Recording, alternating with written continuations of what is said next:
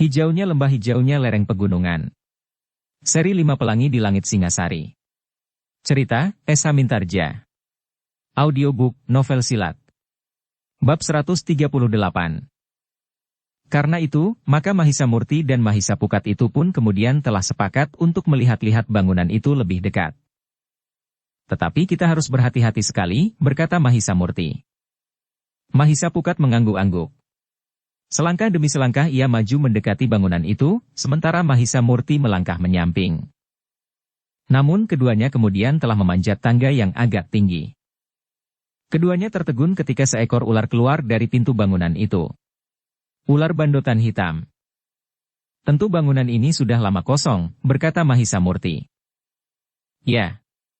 Sehingga seekor ular tinggal di dalamnya, desis Mahisa Pukat. Keduanya termangu-mangu sejenak di muka pintu. Dari luar mereka melihat ruangan yang suram.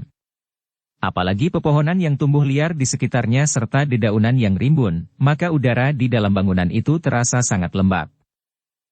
Tetapi keduanya melangkah terus. Terasa titik-titik embun masih melekat di bebatuan. Keduanya terkejut ketika keduanya melihat kerangka manusia yang terbaring di atas setumpuk batu yang ditata di tengah-tengah sebuah ruangan yang tidak terlalu luas.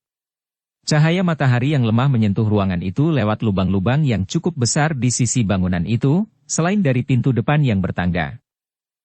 Apa sebenarnya yang telah terjadi di sini? Bertanya Mahisa Pukat. Nampaknya seorang pertapa yang hidup sendiri di tempat ini sehingga saat ajalnya tiba, sahut Mahisa Murti. Mahisa Pukat mengangguk-angguk. Ia sependapat bahwa yang terbaring itu tentu seorang pertapa yang memang telah menyerahkan nyawanya di tempat itu. Demikian pasrahnya sehingga kerangkanya masih terbujur di tempatnya dengan baik. Namun ketika Mahisa Murti dan Mahisa Pukat melangkah ke ruang di belakangnya yang gelap, maka ia pun melihat bahwa beberapa buah batu telah tidak berada di tempatnya lagi. Beberapa buah batu telah terjatuh dari tempat yang seharusnya.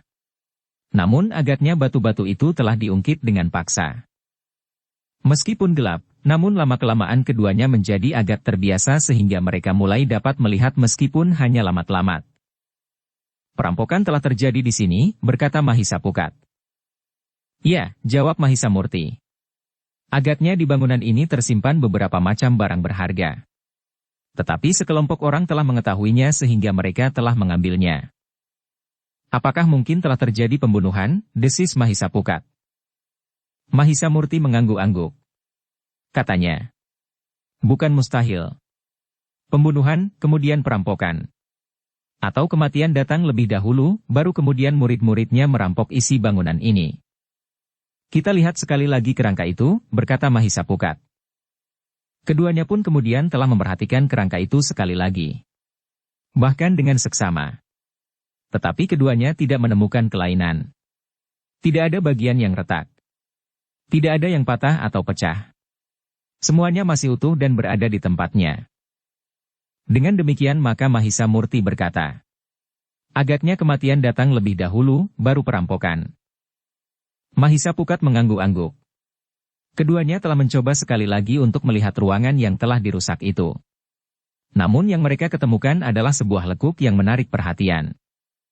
Kenapa lekuk ini tidak memanggil para perampok untuk melihat kemungkinan lebih lanjut, berkata Mahisa Murti. Rahasia yang sulit untuk sekedar ditebak, jawab Mahisa Pukat. Apakah kita juga harus merusak bangunan ini untuk melihat apa yang ada di belakang lekuk ini, bertanya Mahisa Pukat. Mahisa Murti memang menjadi ragu-ragu. Jika kemudian ada orang lain lagi datang ke tempat itu, maka orang itu pun tentu akan menganggap bahwa yang dilakukan itu adalah perampokan pula. Mahisa Pukat mengangguk-angguk. Namun kemudian katanya. Tetapi kita tidak akan merampok. Merusak, desis Mahisa Murti. Sekali lagi Mahisa Pukat tertegun. Namun rasa ingin tahunya telah mendesaknya semakin kuat. Apakah lekuk itu sebuah pintu rahasia atau bukan, atau sekedar pemanis bentuk? Untuk beberapa saat keduanya ragu-ragu. Keduanya berusaha untuk melihat-lihat bagian yang lain dari dinding batu itu. Tetapi tidak ada bagian yang lebih menarik perhatian daripada lekuk itu. Dari sebelah, keduanya memastikan bahwa ada ruang di belakang lekuk itu.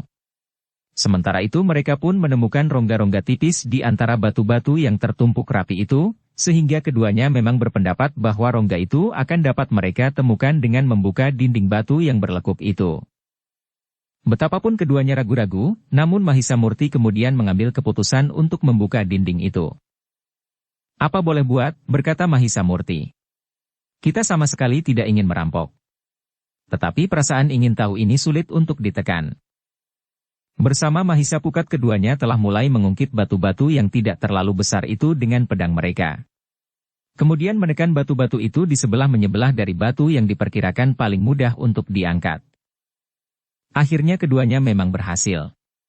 Keduanya dapat menarik satu di antara batu-batu yang menutup sebuah ruangan khusus yang luput dari perhatian orang-orang yang telah membongkar bangunan itu sebelumnya, sehingga kemudian sebuah lubang persegi telah menganga. Seperti yang mereka duga, maka di belakang dinding itu memang terdapat sebuah ruang. Namun Mahisa Murti dan Mahisa Pukat terkejut bahwa dalam kegelapan ruang itu, keduanya melihat samar-samar sebuah kerangka yang berdiri tegak bersandar di sudut dinding masih dalam keadaan utuh. "Apa pula yang telah terjadi?" desis Mahisa Murti. Mahisa Pukat menarik nafas dalam-dalam. Katanya, "Rahasia yang tidak akan dapat kita pecahkan. Marilah kita kembalikan batu penutup itu. Agaknya bukan hanya kita yang pernah membuka penutup ruang itu. Namun mereka telah mengembalikan pula." "Iya," jawab Mahisa Murti, "tetapi katanya. Meskipun demikian, kita belum melihat isi sepenuhnya dari ruang itu." "Apakah itu perlu?" bertanya Mahisa Pukat. "Orang lain tidak melakukannya. Mereka membuka satu saja dari batu-batu penutup ini, kemudian mengembalikannya," berkata Mahisa Pukat. Mahisa mengangguk-angguk. Katanya, "Baiklah. Tetapi kita harus berhati-hati agar batu-batu penutup ini tidak runtuh." Dengan sangat berhati-hati, maka kedua orang anak muda itu telah membuka beberapa buah batu lagi. Mereka melakukannya dengan sangat berhati-hati sehingga batu-batu penutup ruang itu tidak runtuh. Ketika tutup itu sudah terbuka agak luas, maka keduanya telah berusaha menyusup masuk. Ruang itu memang sempit, tetapi cukup memberikan tempat bagi keduanya. Tetapi keduanya telah terkejut sekali lagi. Di sisi yang berada di arah pintu, mereka telah menemukan satu lagi sosok kerangka yang sudah kering. Nampaknya sosok kerangka itu semula duduk di atas sebuah batu di sudut ruang sempit itu. "Orang-orang yang hanya membuka satu batu saja tidak melihat kerangka ini," berkata Mahisa Pukat. "Ya," jawab Mahisa Murti yang berdiri dekat di hadapan kerangka itu. Dalam kegelapan mereka pun melihat bahwa kerangka itu masih dililiti ikat pinggang yang besar dan sepasang pedang yang tergantung di lambung orang itu sebelah menyebelah. Mahisa Pukat yang kemudian melihat pedang itu pula berkata, "Apakah kita boleh melihat pedang yang tergantung di lambung?" Mahisa Murti pun ingin melihatnya pula. Karena itu maka katanya, "Kita akan mencoba melihatnya." Meskipun agak berdebar-debar, maka keduanya telah bersama-sama menarik pedang itu masing-masing sebuah. Demikian mereka menarik pedang itu, mereka harus melangkah mundur. Semacam serbuk putih terhambur dari kerangka pedang yang ditarik itu. "Serbuk ini beracun," berkata Mahisa Murti. Mahisa Pukat pun menyadari hal itu. Hidungnya memang merasakan ketajaman racun itu. Namun karena keduanya memiliki penangkal racun, keduanya tidak mengalami kesulitan akibat racun itu. Ketika serbuk itu telah habis terhambur, maka mereka pun melihat sepasang pedang yang luar biasa. Pedang yang nampak menyala kehijau-hijauan di dalam kegelapan itu. Kedua anak muda itu telah mengagumi sepasang pedang yang kembar itu. Keduanya mempunyai bentuk yang agak lain dari kebanyakan pedang yang mereka kenal. Pedang itu berbentuk seperti sebilah keris yang berlekuk-lekuk. Luk 11. Ada 11 lekuk terdapat pada pedang itu. Sementara itu, pada hulunya terdapat selingkar permata yang meskipun dalam gelap tampak seperti berkeredipan. "Luar biasa," desis Mahisa Pukat. "Hulunya terbuat dari logam. Mungkin dari emas." Mahisa Murti memang sudah menduga. Tetapi mereka tidak dapat melihat dengan jelas dalam kegelapan. "Sepasang senjata yang sangat bagus," berkata Mahisa Murti. Tetapi sebuah pertanyaan muncul dari mulut Mahisa Pukat. "Apakah kita boleh memiliki senjata ini?" Mahisa Murti menunduk sesaat, ia memang menjadi ragu-ragu. Apakah jika mereka membawa senjata itu, mereka tidak dapat disebut melakukan perampokan sebagaimana dilakukan orang lain sebelumnya? Dalam pada itu, selagi Mahisa Murti merasa ragu, apakah mereka dapat membawa pedang yang aneh itu atau tidak, maka di luar sadarnya ia telah memutar pedang yang bercahaya kehijau-hijauan itu. Cahayanya yang samar telah sekilas-sekilas menyentuh dinding batu di ruang itu. Bahkan ketika di luar sadarnya ujung pedang itu menyentuh dinding batu itu, maka sepercik api telah menyala. Kemudian nampak sekilas dinding batu itu tergores dan menjadi luka. Mahisa Murti menjadi semakin kagum melihat akibat goresan itu. Di luar sadarnya pula ia meraba goresan yang terpahat di batu itu. Namun kemudian yang terasa di tangannya bukan sekedar goresan pedang itu saja. Di sebelahnya terdapat goresan-goresan pula. Memanjang dan berliku-liku. Tulisan, desisnya. Di dinding itu terpahat huruf-huruf. Huruf-huruf apa? Bertanya Mahisa Pukat. Kita tidak akan dapat membacanya. Kita tidak melihat huruf-huruf itu, jawab Mahisa Murti. Apakah rabaan jari-jari kita tidak mampu membacanya? Bertanya Mahisa Pukat. Kita akan mencobanya, jawab Mahisa Murti. Keduanya pun kemudian mencoba untuk mengenali huruf-huruf yang terpahat pada dinding itu. Nampaknya huruf-huruf itu telah dibuat dengan goresan-goresan ujung pedang.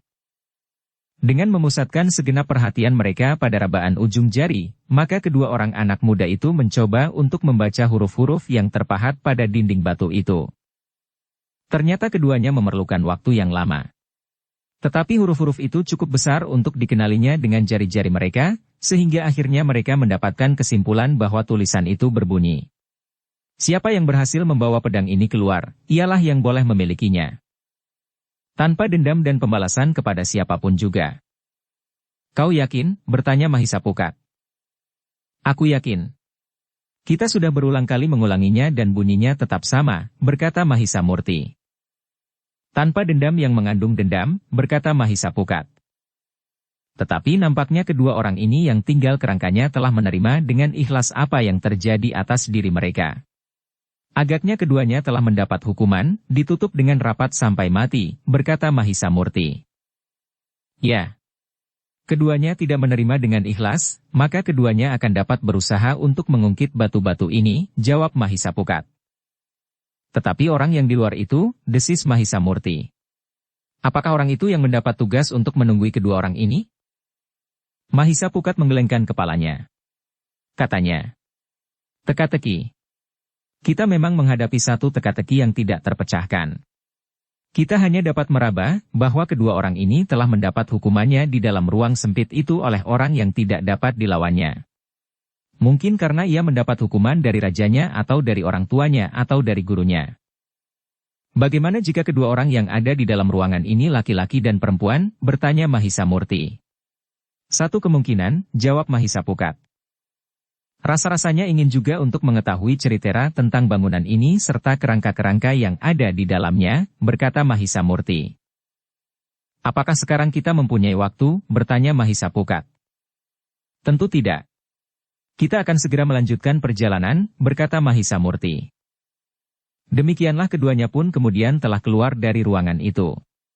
Mereka berusaha untuk mengembalikan batu-batu yang telah mereka ungkit sejauh dapat mereka lakukan, meskipun tidak dapat pulih kembali seperti semula. Namun ruangan itu telah tertutup kembali.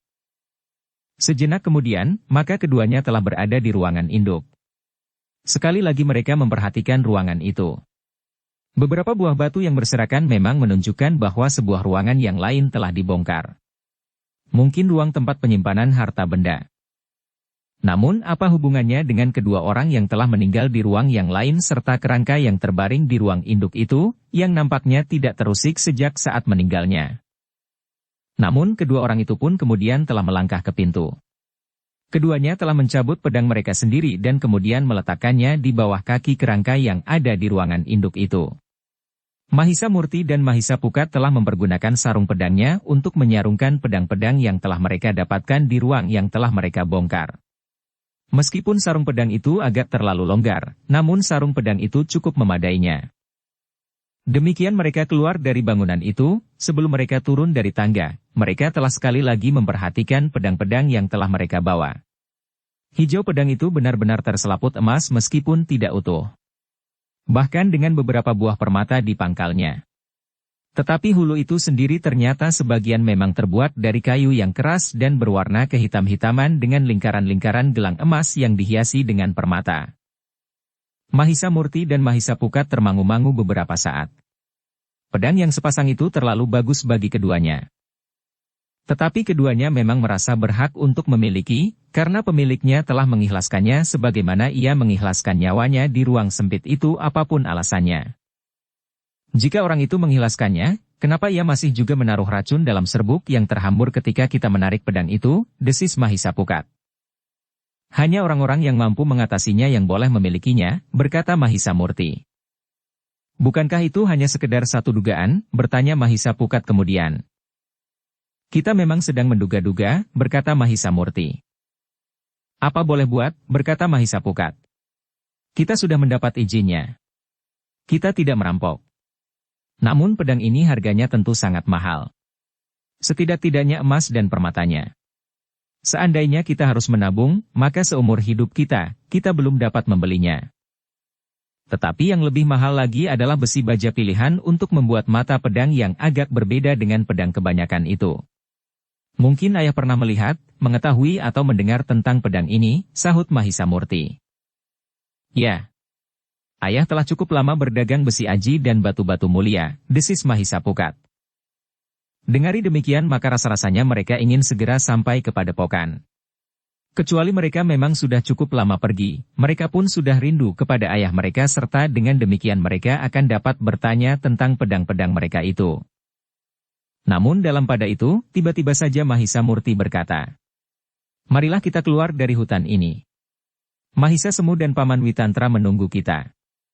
Tidak seorang pun akan mengenali kita karena pedang yang kita tinggalkan, karena pedang itu dapat dibeli pada semua pandai besi dimanapun juga.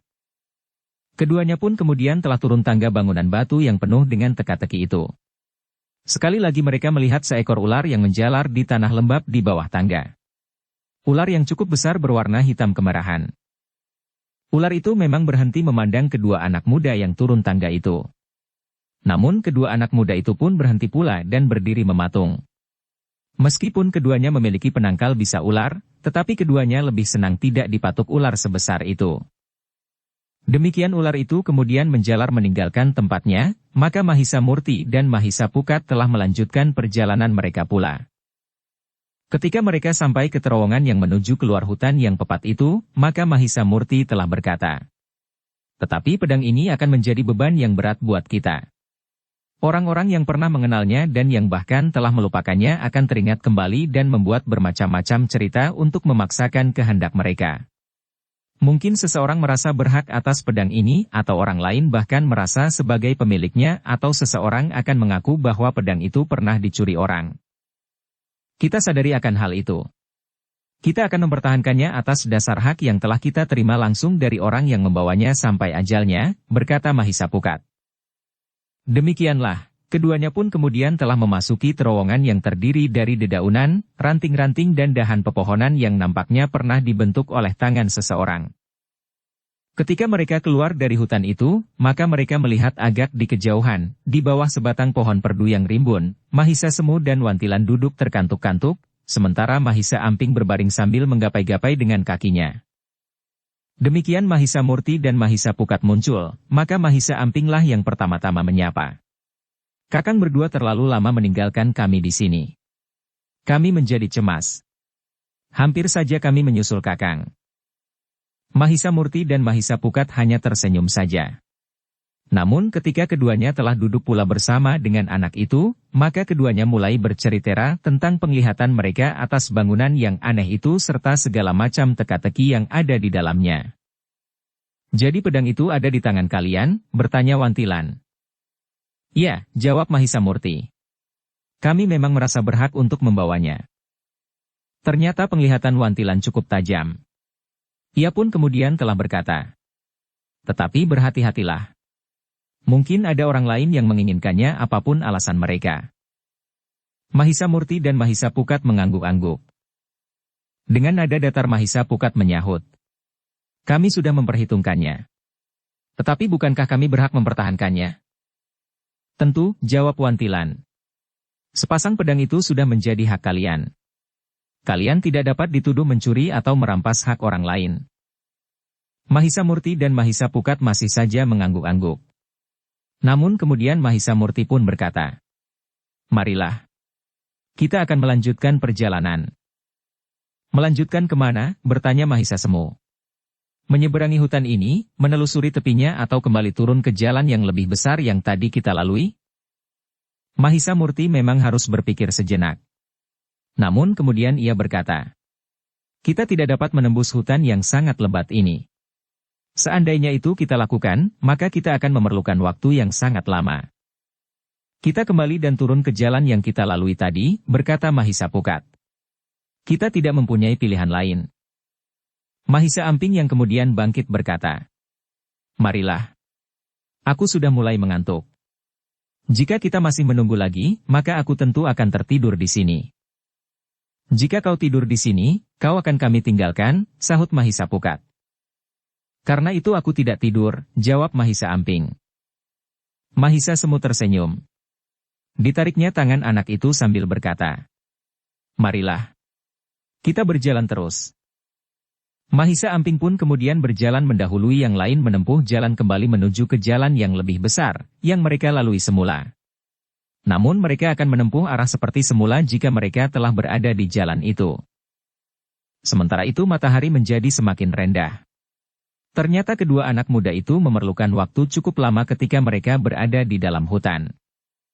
Namun tiba-tiba langkah mereka terhenti. Seorang yang nampaknya seperti seorang petani kebanyakan telah menyongsong langkah mereka. Demikian petani itu berada beberapa langkah di depan mereka, maka ia pun telah berhenti dan bahkan kemudian mengangguk dalam-dalam. Mahisa Murti dan saudara-saudaranya terkejut. Dengan serta-merta mereka pun telah berhenti pula. "Kisanak," berkata orang yang berpakaian seperti petani itu. "Aku mohon maaf bahwa aku terpaksa menghentikan perjalanan Kisanak." "Apakah ada sesuatu yang penting?" bertanya Mahisa Murti. "Kisanak. Pamanku mohon agar Kisanak sudi singgah barang sejenak," berkata orang itu. "Untuk apa? Dan di mana pamanmu tinggal?" bertanya Mahisa Murti. Orang itu menarik nafas dalam-dalam. Kemudian ia pun telah menunjuk ke satu arah. Ke lereng sebuah bukit kecil dan rendah yang terdapat di pinggir hutan itu. Di bawah pohon itu, desisnya. Baru saat itu mereka melihat sebuah gubuk kecil di bawah sebatang pohon. Pada saat mereka datang, mereka sama sekali tidak memperhatikannya. Mereka pun sama sekali tidak menduga bahwa di tempat itu terdapat sebuah pondok kecil. Dari hutan itu setiap saat dapat muncul binatang buas atau binatang berbisa. Selagi para pengembara itu termangu-mangu, maka orang itu berkata, "Marilah. Silahkan Kisanak." "Tetapi untuk apa? Dan siapakah pamanmu itu?" bertanya Mahisa Pukat. "Aku tidak begitu mengerti apa yang akan dibicarakan paman dengan kalian. Tetapi aku hanya diperintahkan oleh paman untuk mohon kalian bersedia singgah sebentar." "Paman merasa penting untuk berbicara dengan kalian," jawab orang itu. Mahisa Murti dan Mahisa Pukat pun saling berpandangan sejenak. Keduanya yang akan mengambil keputusan apakah mereka akan singgah atau tidak. Namun Mahisa Semu dan Wantilan merasa perlu untuk bersiap-siap sebaik-baiknya. Ternyata bahwa Mahisa Murti telah mengangguk kecil. Dengan nada berat ia berkata, "Baiklah. Kami akan singgah sebentar." "Terima kasih atas kesediaan kalian," berkata orang itu. Demikianlah. Maka Mahisa Murti dan saudara-saudaranya telah beriringan mengikuti orang itu. Mereka berjalan di antara pohon-pohon perdu. Kemudian sedikit memanjat lereng rendah sebuah bukit kecil. Di bawah sebatang pohon terdapat sebuah rumah kecil berkerangka bambu dan berdinding bambu pula. Beratap ilalang. "Marilah," berkata orang itu yang mempersilahkan mereka singgah. "Paman ada di dalam." Mahisa Murti dan Mahisa Pukat memang merasa ragu. Namun mereka mendekati pintu yang terbuka.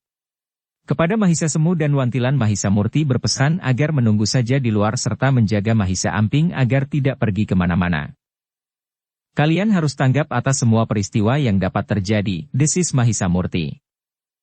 Mahisa Semu dan Wantilan mengangguk kecil. Sesaat kemudian, maka Mahisa Murti dan Mahisa Pukat itu pun telah berdiri di muka pintu yang rendah. Sambil membungkukkan kepala, mereka melangkah masuk bersama-sama. Tangan mereka telah berada di hulu pedang, sementara segala kekuatan dan ilmu sudah siap untuk dipergunakan jika perlu. Namun yang terdengar adalah suara lembut seorang yang telah berusia tua. Katanya, "Marilah. Silahkan Kisanak. Aku sudah menunggu terlalu lama untuk melihat seseorang atau dua orang singgah di rumahku ini." Kedua orang anak muda itu melangkah masuk. Mereka kemudian berdiri pada jarak beberapa langkah. "Marilah. Silahkan duduk, Ger. Kenapa yang lain tidak kalian ajak masuk pula?" bertanya orang itu. "Terima kasih, Kiai," jawab Mahisa Murti. "Kami hanya singgah sebentar atas permintaan orang ini." Orang tua yang duduk di sebuah amben yang besar itu menarik nafas dalam-dalam. Katanya, "Kenapa kalian begitu tergesa-gesa?" "Kami dalam perjalanan kembali ke padepokan kami," jawab Mahisa Murti. "Apa salahnya kalian singgah barang semalam di gubuk ini?" bertanya orang tua itu. Mahisa Murti dan Mahisa Pukat saling berpandangan sejenak. Namun mereka memang tidak ingin terlalu lama berada di tempat itu. Dengan nada rendah Mahisa Murti pun kemudian menyahut, "Maaf Kiai. Kami akan segera melanjutkan perjalanan." "Sayang sekali," desis orang tua itu.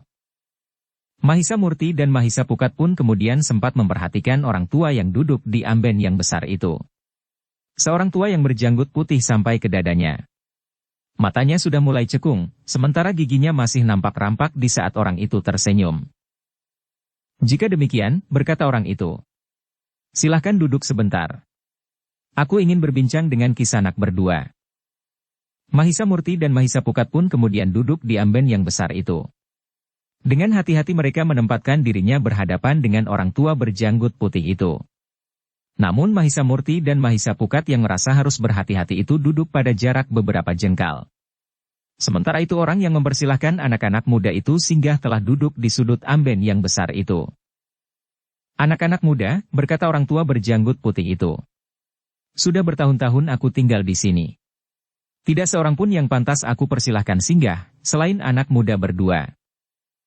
Mahisa Murti dan Mahisa Pukat tidak menjawab, sementara orang tua itu bertanya, "Anak-anak muda, apakah yang telah mendorong anak-anak muda memasuki hutan itu, atau barangkali apakah ada orang yang telah memberikan petunjuk kepada anak-anak muda?" "Tidak Kiai," jawab Mahisa Murti.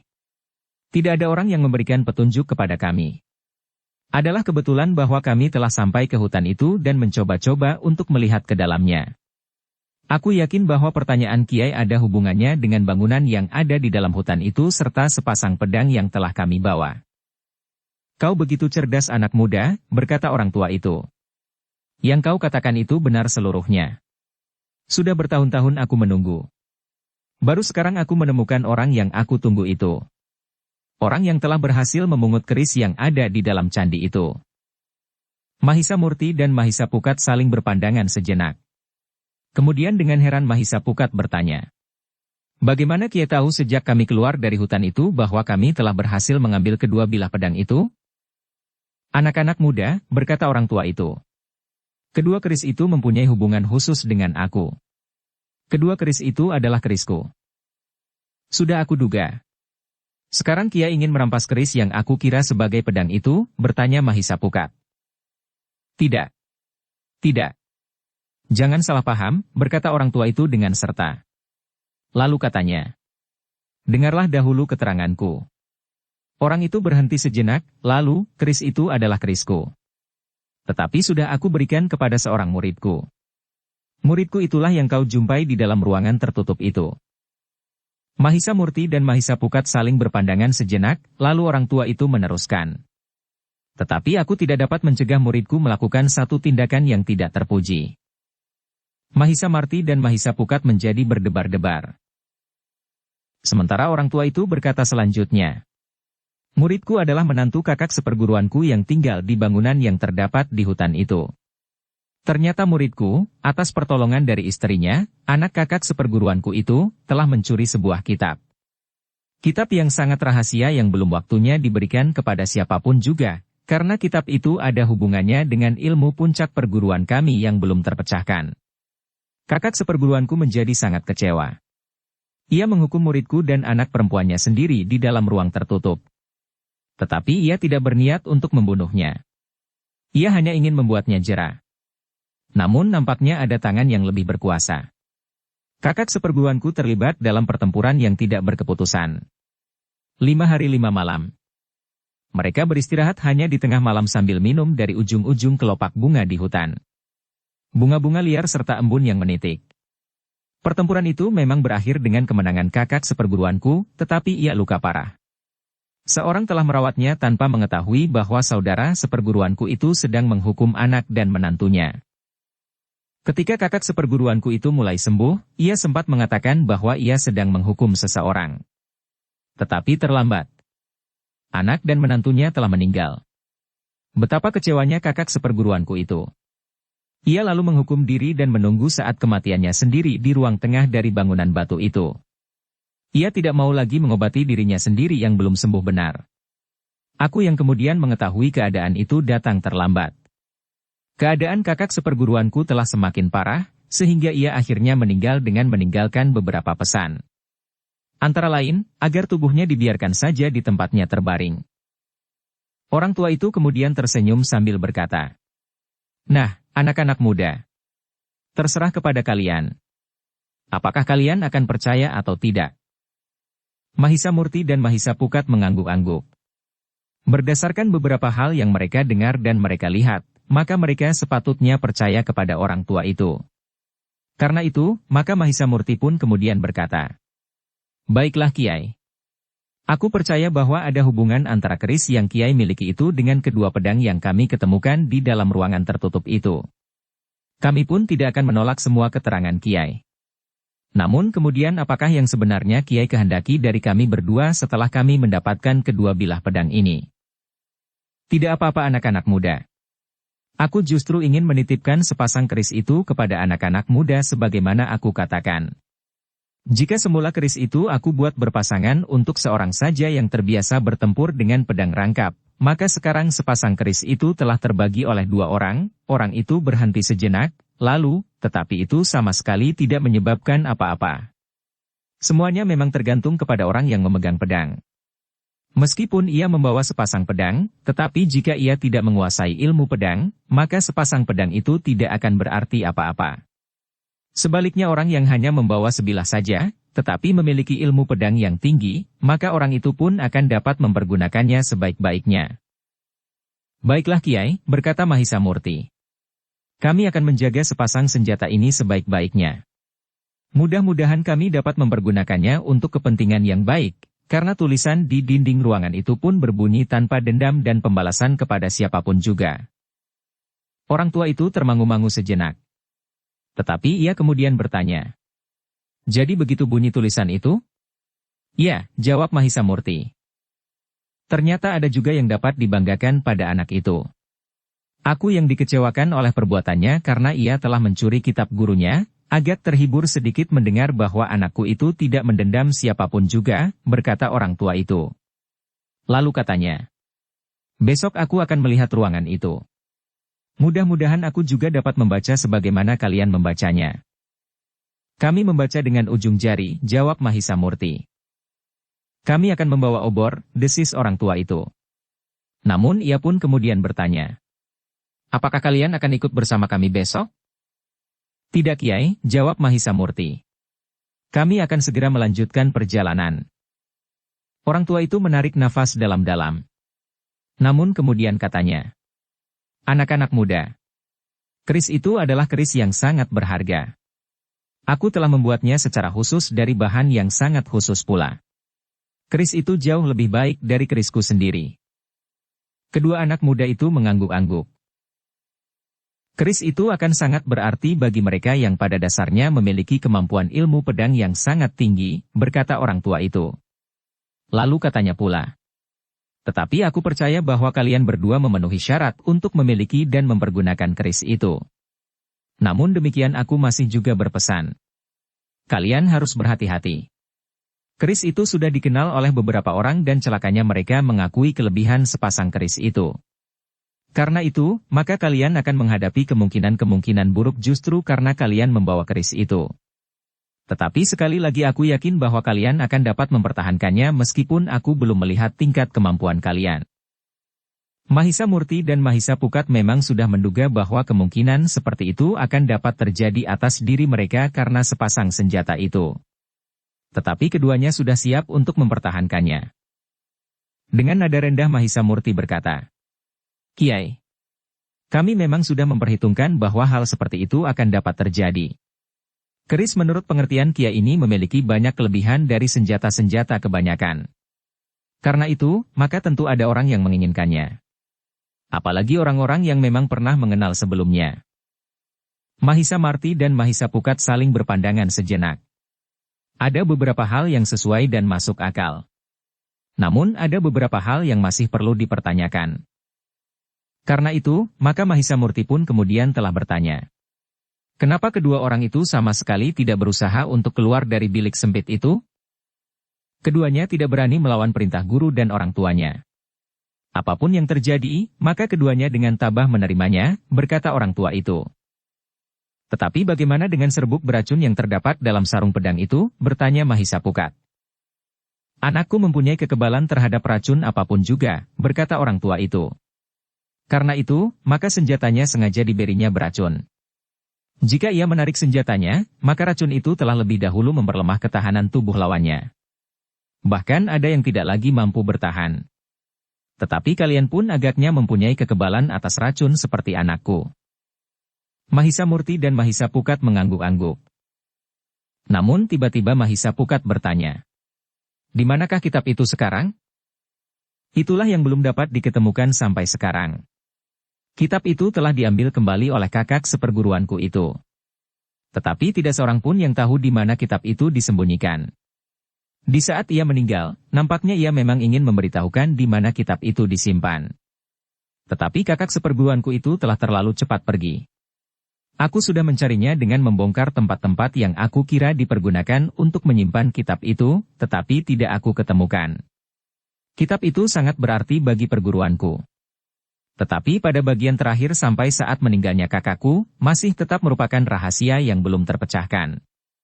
Jika aku dapat menemukannya, maka mungkin aku akan dapat menelusurinya dan mencari kemungkinan pemecahannya, berkata orang tua itu. Dukung channel Novel Silat dengan subscribe, follow, like, komen dan share. Namun Mahisa Pukat tiba-tiba bertanya. Apakah Kisanak menganggap bahwa kami telah menemukan kitab itu?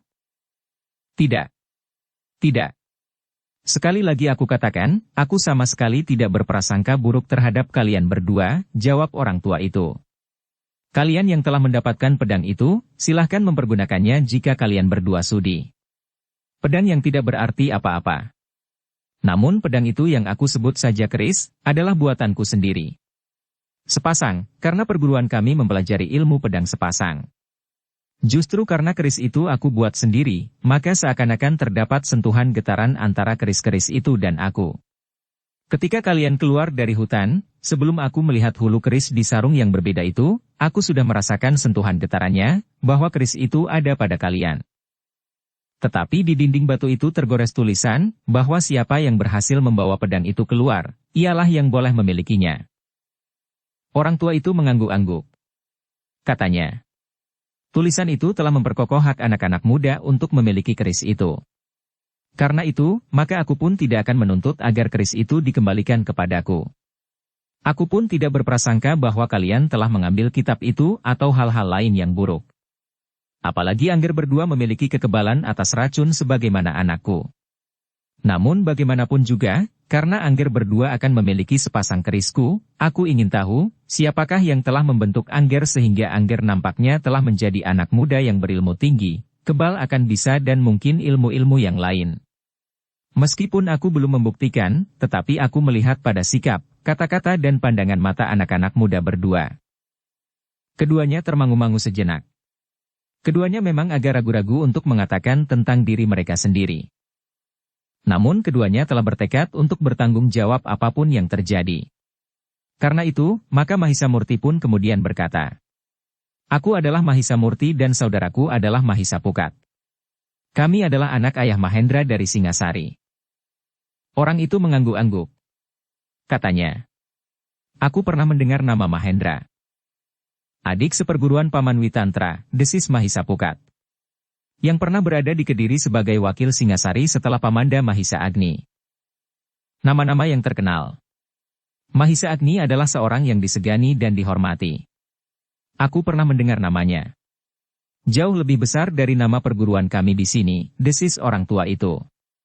Karena itu, maka sepasang keris itu telah mendapatkan pemiliknya yang akan dapat mempertahankannya. Aku justru ingin menitipkannya kepada kalian berdua. Mahisa Murti dan Mahisa Pukat justru termangu-mangu.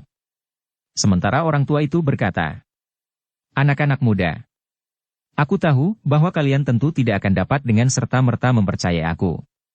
Bahkan mungkin kalian juga menganggap keteranganku tentang bangunan dan kerangka-kerangka itu sebagai satu dongeng yang aku buat dengan maksud tertentu. Tetapi barangkali kau akan percaya jika kau sempat mengamati pangkal hulu keris itu." Mahisa Murti dan Mahisa Pukat pun hampir serentak telah mengamati hulu keris yang dianggapnya pedang itu. Pada ukiran di pangkal hulu pedang, mereka melihat pahatan wujud bunga berdaun bunga 5 helai. Sementara itu, orang tua itu juga telah menarik kerisnya dan menunjukkan pangkal hulu kerisnya itu kepada Mahisa Murti dan Mahisa Pukat. Ternyata bahwa bentuknya memang sama. Pedang itu, bertanya Mahisa Pukat. Orang tua itu mengangguk-angguk pula.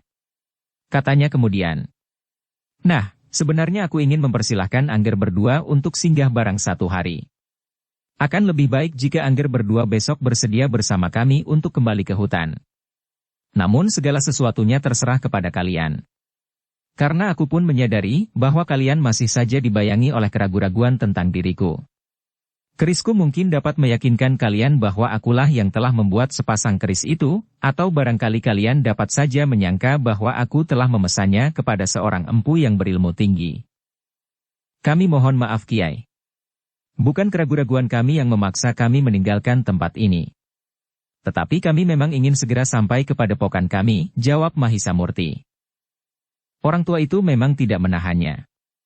Tetapi berkali-kali ia berpesan agar anak-anak muda itu berhati-hati. Bahkan kemudian ia berkata, "Jika perlu, kalian dapat menghubungi aku di sini."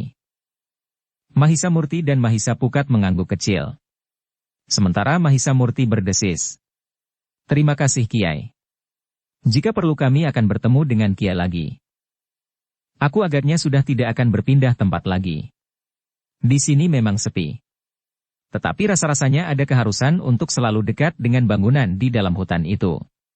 Seorang kawanku, satu-satunya muridku sebagaimana kau kenal itu, orang itu berhenti sejenak lalu, mungkin kalian merasa bahwa kami telah mengganggu kalian. Namun aku baru merasa tenang jika aku sudah memberikan beberapa pesan kepada kalian sehubungan dengan sepasang keris yang kau bawa.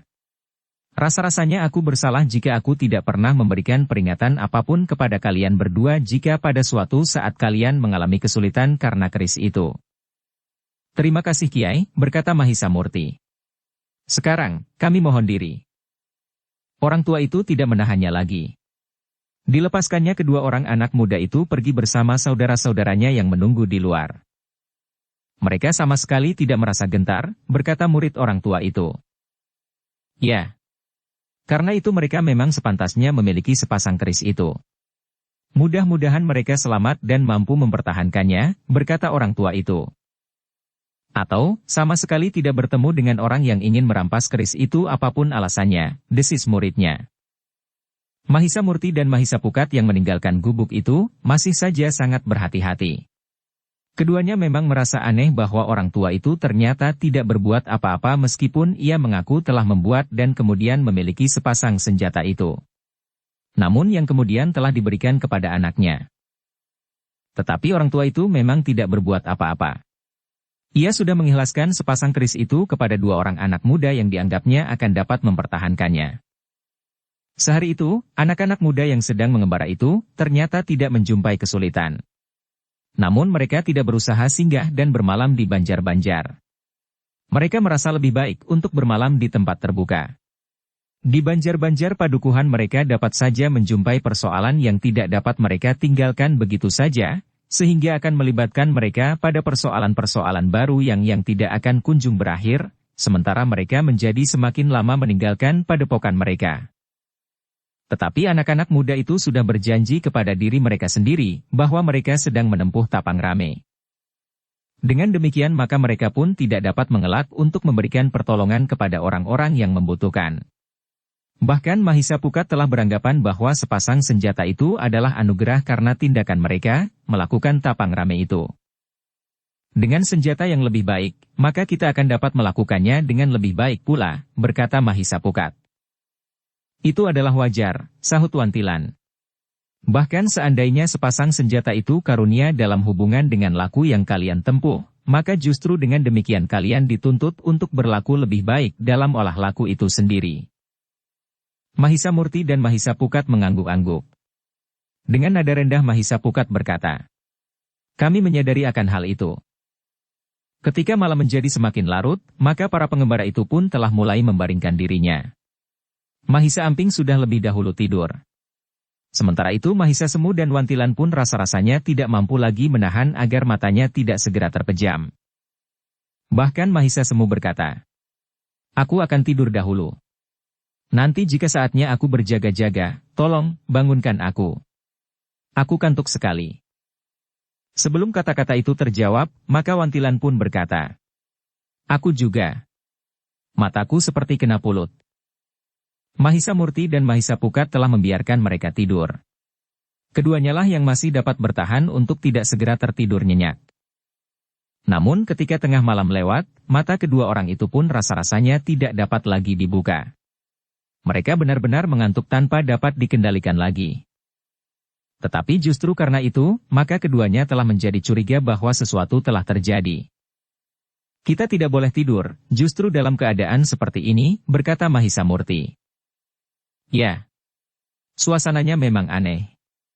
"Apakah Kakang mengarah kepada satu dugaan bahwa kita sedang kena sirep?" bertanya Mahisa Pukat. "Tepat," jawab Mahisa Murti. "Karena itu kita harus semakin berhati-hati." "Apakah mungkin orang tua yang merasa berhak atas keris itu?" bertanya Mahisa Pukat. "Memang mungkin. Tetapi agaknya bukan orang itu yang melakukannya," jawab Mahisa Murti. Mahisa Pukat menarik nafas dalam-dalam. Namun ketika matanya menjadi semakin berat, maka Mahisa Murti berkata, "Kita harus yakin akan daya tahan kita terhadap ilmu seperti ini. Dengan demikian maka kita akan bebas dari pengaruhnya." Mahisa Pukat mengangguk. Namun ketika ia benar-benar mengerahkan daya tahannya, maka ia dapat melampaui saat-saat yang gawat sehingga kemudian Mahisa Pukat justru tidak merasa kantuk sama sekali. "Apakah kita akan mencari orang itu?" bertanya Mahisa Pukat kemudian. "Kita menunggu mereka datang kemari," jawab Mahisa Murti. "Apakah mereka akan datang?" bertanya Mahisa Pukat pula. "Jika mereka menganggap bahwa kita sudah tidur nyenyak," jawab Mahisa Murti. Mahisa Pukat mengangguk-angguk. Kemudian bersama Mahisa Murti maka ia pun telah membaringkan diri. Namun seakan-akan keduanya telah membagi tugas. Masing-masing memperhatikan ke arah yang berbeda. Beberapa saat keduanya menunggu. Bahkan perasaan kantuk mulai menyentuh mata mereka kembali. Namun sekali lagi mereka mengerahkan daya tahan, sehingga mereka berhasil untuk mengatasi kekuatan sirep yang telah ditebarkan itu. Sebenarnya sebagaimana diperhitungkan oleh Mahisa Murti. Ketika malam justru mendekati dini hari, kekuatan sirep itu rasa-rasanya semakin menjadi tajam. Apalagi udara dingin dan angin berhembus perlahan. Tetapi sirep dan udara dingin tidak mampu memecahkan daya tahan Mahisa Murti dan Mahisa Pukat yang menunggu perkembangan keadaan. Ketajaman pendengaran mereka dan ketajaman penglihatan mereka meskipun di gelapnya malam, maka mereka mengetahui bahwa ada beberapa orang tengah mendekati mereka yang disangkanya sudah tertidur nyenyak. Tidak ada tanda-tanda bahwa mereka masih terbangun, desis seorang di antara mereka. Mahisa Murti dan Mahisa Pukat memang tidak memejamkan mata mereka. Namun mereka telah berusaha untuk mengaburkannya di bawah rambut mereka yang memang tidak diikat dengan rapi. Orang-orang yang datang itu hanya dapat menilik sikap dan nafas anak-anak muda itu. Keduanya memang berusaha untuk menyesuaikan pernafasan mereka sebagai mereka yang telah tertidur. Pernafasan yang mengalir teratur lewat lubang hidung mereka. "Ya," terdengar yang lain menjawabnya. "Kita akan dapat mengambil pedang itu." Ternyata orang tua yang dungu itu tidak mengambil sepasang pedangnya, berkata orang yang pertama. Meskipun ia sudah memanggil anak-anak itu singgah di gubuknya. Orang dungu itu ingin mengelabui kita, berkata kawannya. Mengelabui bagaimana? Bertanya orang yang pertama. Anak-anak itu dimintanya singgah di rumahnya. Ia berharap bahwa kita menganggap kedua pedang itu sudah dimintanya, sehingga kita tidak akan menyusul anak-anak malas itu, jawab kawannya. Orang tua itu tentu berharap bahwa benturan akan terjadi antara kita dengan orang itu. Untunglah bahwa kita tidak sebodoh yang dikiranya, berkata orang yang pertama. Sejenak orang-orang itu termangu-mangu. Namun kemudian seorang di antara mereka berkata, kita akan mengambilnya. Guru akan berterima kasih kepada kita, karena guru memang sudah lama menginginkan sepasang pedang itu. Bukan saja karena sepasang pedang itu merupakan pedang yang pilih tanding, yang terbuat dari bahan yang khusus yang sulit dicari duanya, juga karena pedang itu berhulu emas bertatahkan permata. Harganya tentu akan mahal sekali. Jika hulu pedang itu diganti, maka pedangnya masih tetap bernilai tinggi, sementara harga hulunya pun akan sangat mahal. Kawan-kawannya tidak menjawab. Tetapi mereka bergerak selangkah maju mendekat. Mahisa Murti yang merasa bahwa saatnya telah datang, tiba-tiba saja telah meloncat bangkit. Mahisa Pukat pun segera menyusul pula sehingga keduanya pun kemudian telah berdiri tegak. Mahisa Pukat masih sempat menginjak kaki Mahisa Semu sehingga anak muda yang telah terkena sirep itu menggeliat. Tetapi agaknya pengaruh sirep masih mencengkamnya sehingga ia tidak terbangun karenanya. Orang-orang yang mendekatinya itu pun telah bergeser mundur. Yang tertua di antara mereka pun kemudian telah menggeram. Setan alas kalian berdua. Kenapa kalian tidak tertidur seperti kawan-kawan kalian? Kami memang ingin tidur nyenyak. Tetapi kami selalu terganggu oleh getaran-getaran yang tidak kami kenal, sehingga kami tidak dapat tidur. Bukan kebiasaan kami. Biasanya asal kami menjatuhkan diri, maka dalam sesaat kami sudah tertidur nyenyak. Namun malam ini kami justru tidak dapat tidur, jawab Mahisa Murti. Ternyata kau terlalu sombong, geram yang tertua di antara mereka yang datang itu. Kau telah menghinakan ilmu sirep kami. Oh, jadi kalian telah menebarkan ilmu sirep? Kenapa akibatnya justru sebaliknya? Bertanya Mahisa Pukat. Tutup mulutmu, bentak yang tertua di antara mereka yang telah datang untuk mengambil sepasang senjata yang ditemukan oleh Mahisa Murti dan Mahisa Pukat di dalam ruangan tertutup itu. Namun akhirnya Mahisa Amping itu pun terbangun juga. Sambil mengusap matanya ia bertanya. Ada apa? Pest, desis Mahisa Semu. Berhati-hatilah. Kau harus dapat menjaga dirimu sendiri. Nampaknya ada orang yang ingin mengganggu kita malam ini. Mahisa Amping yang sudah terlepas dari pengaruh sirep itu pun segera menyadari apa yang terjadi. Karena itu, maka ia pun telah bersiap-siap pula. Sekali-sekali ia melihat ke sekelilingnya. Ia harus mendapat tempat untuk bersembunyi jika terjadi pertempuran. Sementara itu, orang-orang yang akan merampas sepasang pedang yang ada di tangan Mahisa Murti dan Mahisa Pukat itu telah memencar.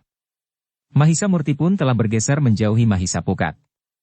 Sementara Mahisa Semu dan Wantilan pun telah bersiap-siap pula menghadapi segala kemungkinan. Dalam kegelapan mereka sempat menghitung orang-orang yang ingin merampas sepasang pedang itu. Semuanya ada 5 orang. Mahisa Murti dan Mahisa Pukat sudah mulai memperhitungkan kemungkinan buruk atas Mahisa Amping. Jika mereka harus bertempur seorang melawan seorang, maka masih ada seorang yang bebas yang akan dapat memanfaatkan Mahisa Amping untuk memaksa mereka menyerahkan sepasang pedang itu. Karena itu, maka Mahisa Murti pun kemudian telah bergeser pula mendekati Mahisa Amping sambil berkata, hati-hati. Dekati aku. Mahisa Amping yang memiliki ketajaman Panggraita itu pun mengerti maksud Mahisa Murti. Karena itu, maka ia pun telah bergeser mendekatinya, sementara Mahisa Semu dan Wantilan pun telah menyesuaikan diri mereka sambil berusaha melindungi Mahisa Amping pula. Hanya Mahisa Pukatlah yang mengambil tempat tersendiri. Ia justru berharap untuk memancing 2 orang di antara lawan-lawan mereka. Sejenak kemudian murid tertua dari perguruan yang menginginkan pedang yang sepasang itu telah bersiap. Dengan garang ia memberikan aba-aba kepada saudara-saudara seperguruannya. Ambil pedang itu. Jika perlu bunuh mereka yang menghalangi. Yang lain pun kemudian telah bergerak. 4 orang berada dalam satu kelompok untuk menghadapi Mahisa Murti, Mahisa Semu dan Wantilan, sedangkan seorang di antara mereka akan berhadapan dengan Mahisa Pukat. Meskipun baru satu orang yang berhadapan dengan Mahisa Pukat, namun Mahisa Pukat berharap bahwa seorang lagi akan datang pula kepadanya setelah mereka mulai bertempur. Sejenak kemudian, maka lawan Mahisa Pukat pun telah mulai meloncat menyerang. Namun dengan tangkasnya Mahisa Pukat sempat menghindarinya. Meskipun demikian, maka sambaran angin serangan orang itu telah memperingatkan Mahisa Pukat bahwa lawannya adalah seseorang yang berilmu cukup tinggi. Karena itu, maka Mahisa Pukat pun dengan cepat menanggapi keadaan. Nampaknya lawannya tidak merasa perlu untuk menjajaki kemampuannya dari awal. Ia akan langsung saja menghancurkannya agar orang itu segera dapat mengambil pedang yang dibawanya. Dengan demikian maka Mahisa Pukat pun harus mengimbanginya pula. Ia pun telah mengerahkan tenaga cadangan di dalam dirinya untuk mendukung perlawanannya. Namun agaknya tenaga cadangannya tidak cukup kuat untuk melawan ilmu orang itu. Sehingga karena itu, maka Mahisa Pukat pun harus langsung merambah ke dalam ilmunya. Tetapi Mahisa Pukat tidak ingin menghancurkan lawannya dengan serangan jarak jauhnya. Mahisa Pukat masih ingin bertempur dalam wujud sewajarnya meskipun dengan landasan ilmunya. Ia pun masih belum sampai pada tataran tertinggi ilmu Bajra Geninya, karena ia memang tidak ingin menghancurkan lawannya sehingga menjadi debu. Namun ternyata bahwa lawannya pun memiliki ilmu yang tinggi. Semakin lama mereka bertempur, maka lawannya itu seakan-akan mampu bergerak semakin cepat sehingga untuk beberapa saat Mahisa Pukat sempat terdesak. Tetapi, demikian Mahisa Pukat meningkatkan ilmunya, maka ia pun segera mampu mencapai keseimbangan kembali. Sementara itu, Mahisa Murti pun telah bertempur pula. Bertiga Mahisa Murti harus bertempur melawan 4 orang. Seorang di antaranya adalah justru yang tertua di antara mereka. Karena itu, maka berbeda dengan Mahisa Pukat, maka Mahisa Murti lah yang langsung mempergunakan kemampuannya untuk mengurangi kemampuan lawan karena selain ia harus bertempur bagi dirinya sendiri, maka ia pun harus bertempur melindungi Mahisa Amping dan bahkan harus memperhatikan kemungkinan yang dapat terjadi atas Mahisa Semu dan Wantilan. Karena seperti Mahisa Pukat, maka Mahisa Murti pun segera menyadari bahwa lawannya memiliki ilmu yang tinggi. Mahisa Semu yang lebih mempercayakan diri kepada kemampuan ilmu pedangnya, memang segera menarik pedangnya. Dengan cepat ia melibat lawannya yang juga segera menarik senjatanya pula. Namun orang itu sempat tertawa sambil berkata, "Kau mempercepat kematianmu. Kau kira ilmu pedangmu akan dapat melindungimu?" Mahisa Semu tidak menjawab. Namun ia pun harus segera bertempur melawan ketajaman pedang pula. Wantilanlah yang masih mencoba bertempur tanpa senjata. Namun ternyata ia harus menghadapi 2 orang lawan. Karena itu, dalam waktu singkat, maka Wantilan telah mulai terdesak.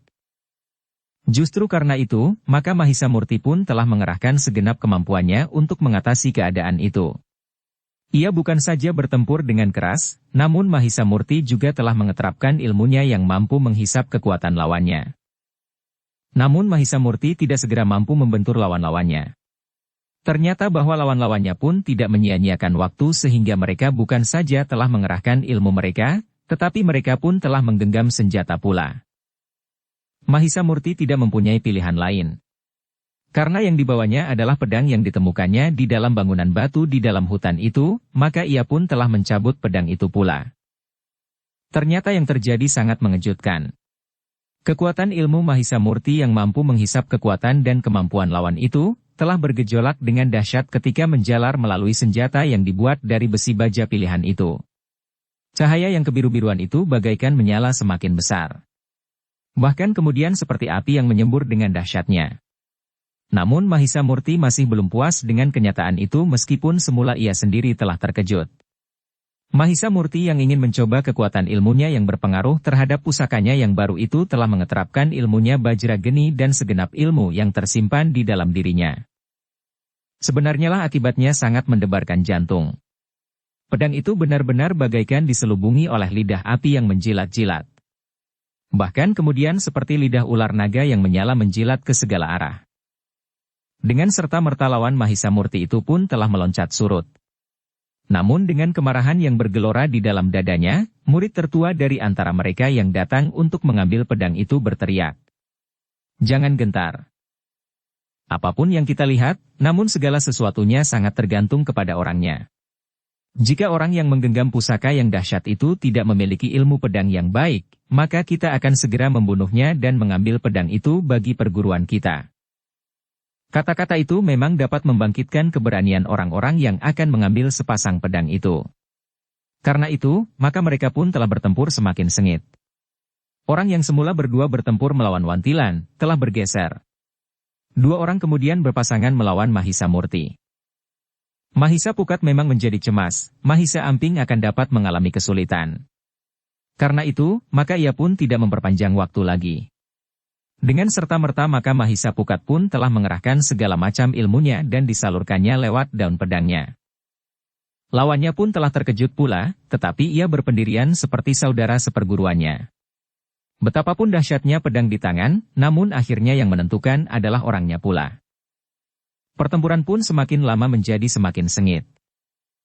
Mahisa Murti harus bertempur melawan dua orang lawan. Sementara Mahisa Pukat bertempur melawan seorang. Demikian pula Mahisa Semu dan Wantilan. Demikian pertempuran itu menjadi semakin seru, maka segera nampak bahwa Mahisa Semu dan Wantilan mulai terdesak. Mereka telah mengerahkan segenap kemampuan mereka, namun kemampuan itu memang terbatas. Mahisa Murti yang harus bertempur melawan dua orang lawan, harus mengerahkan segenap kemampuannya pula.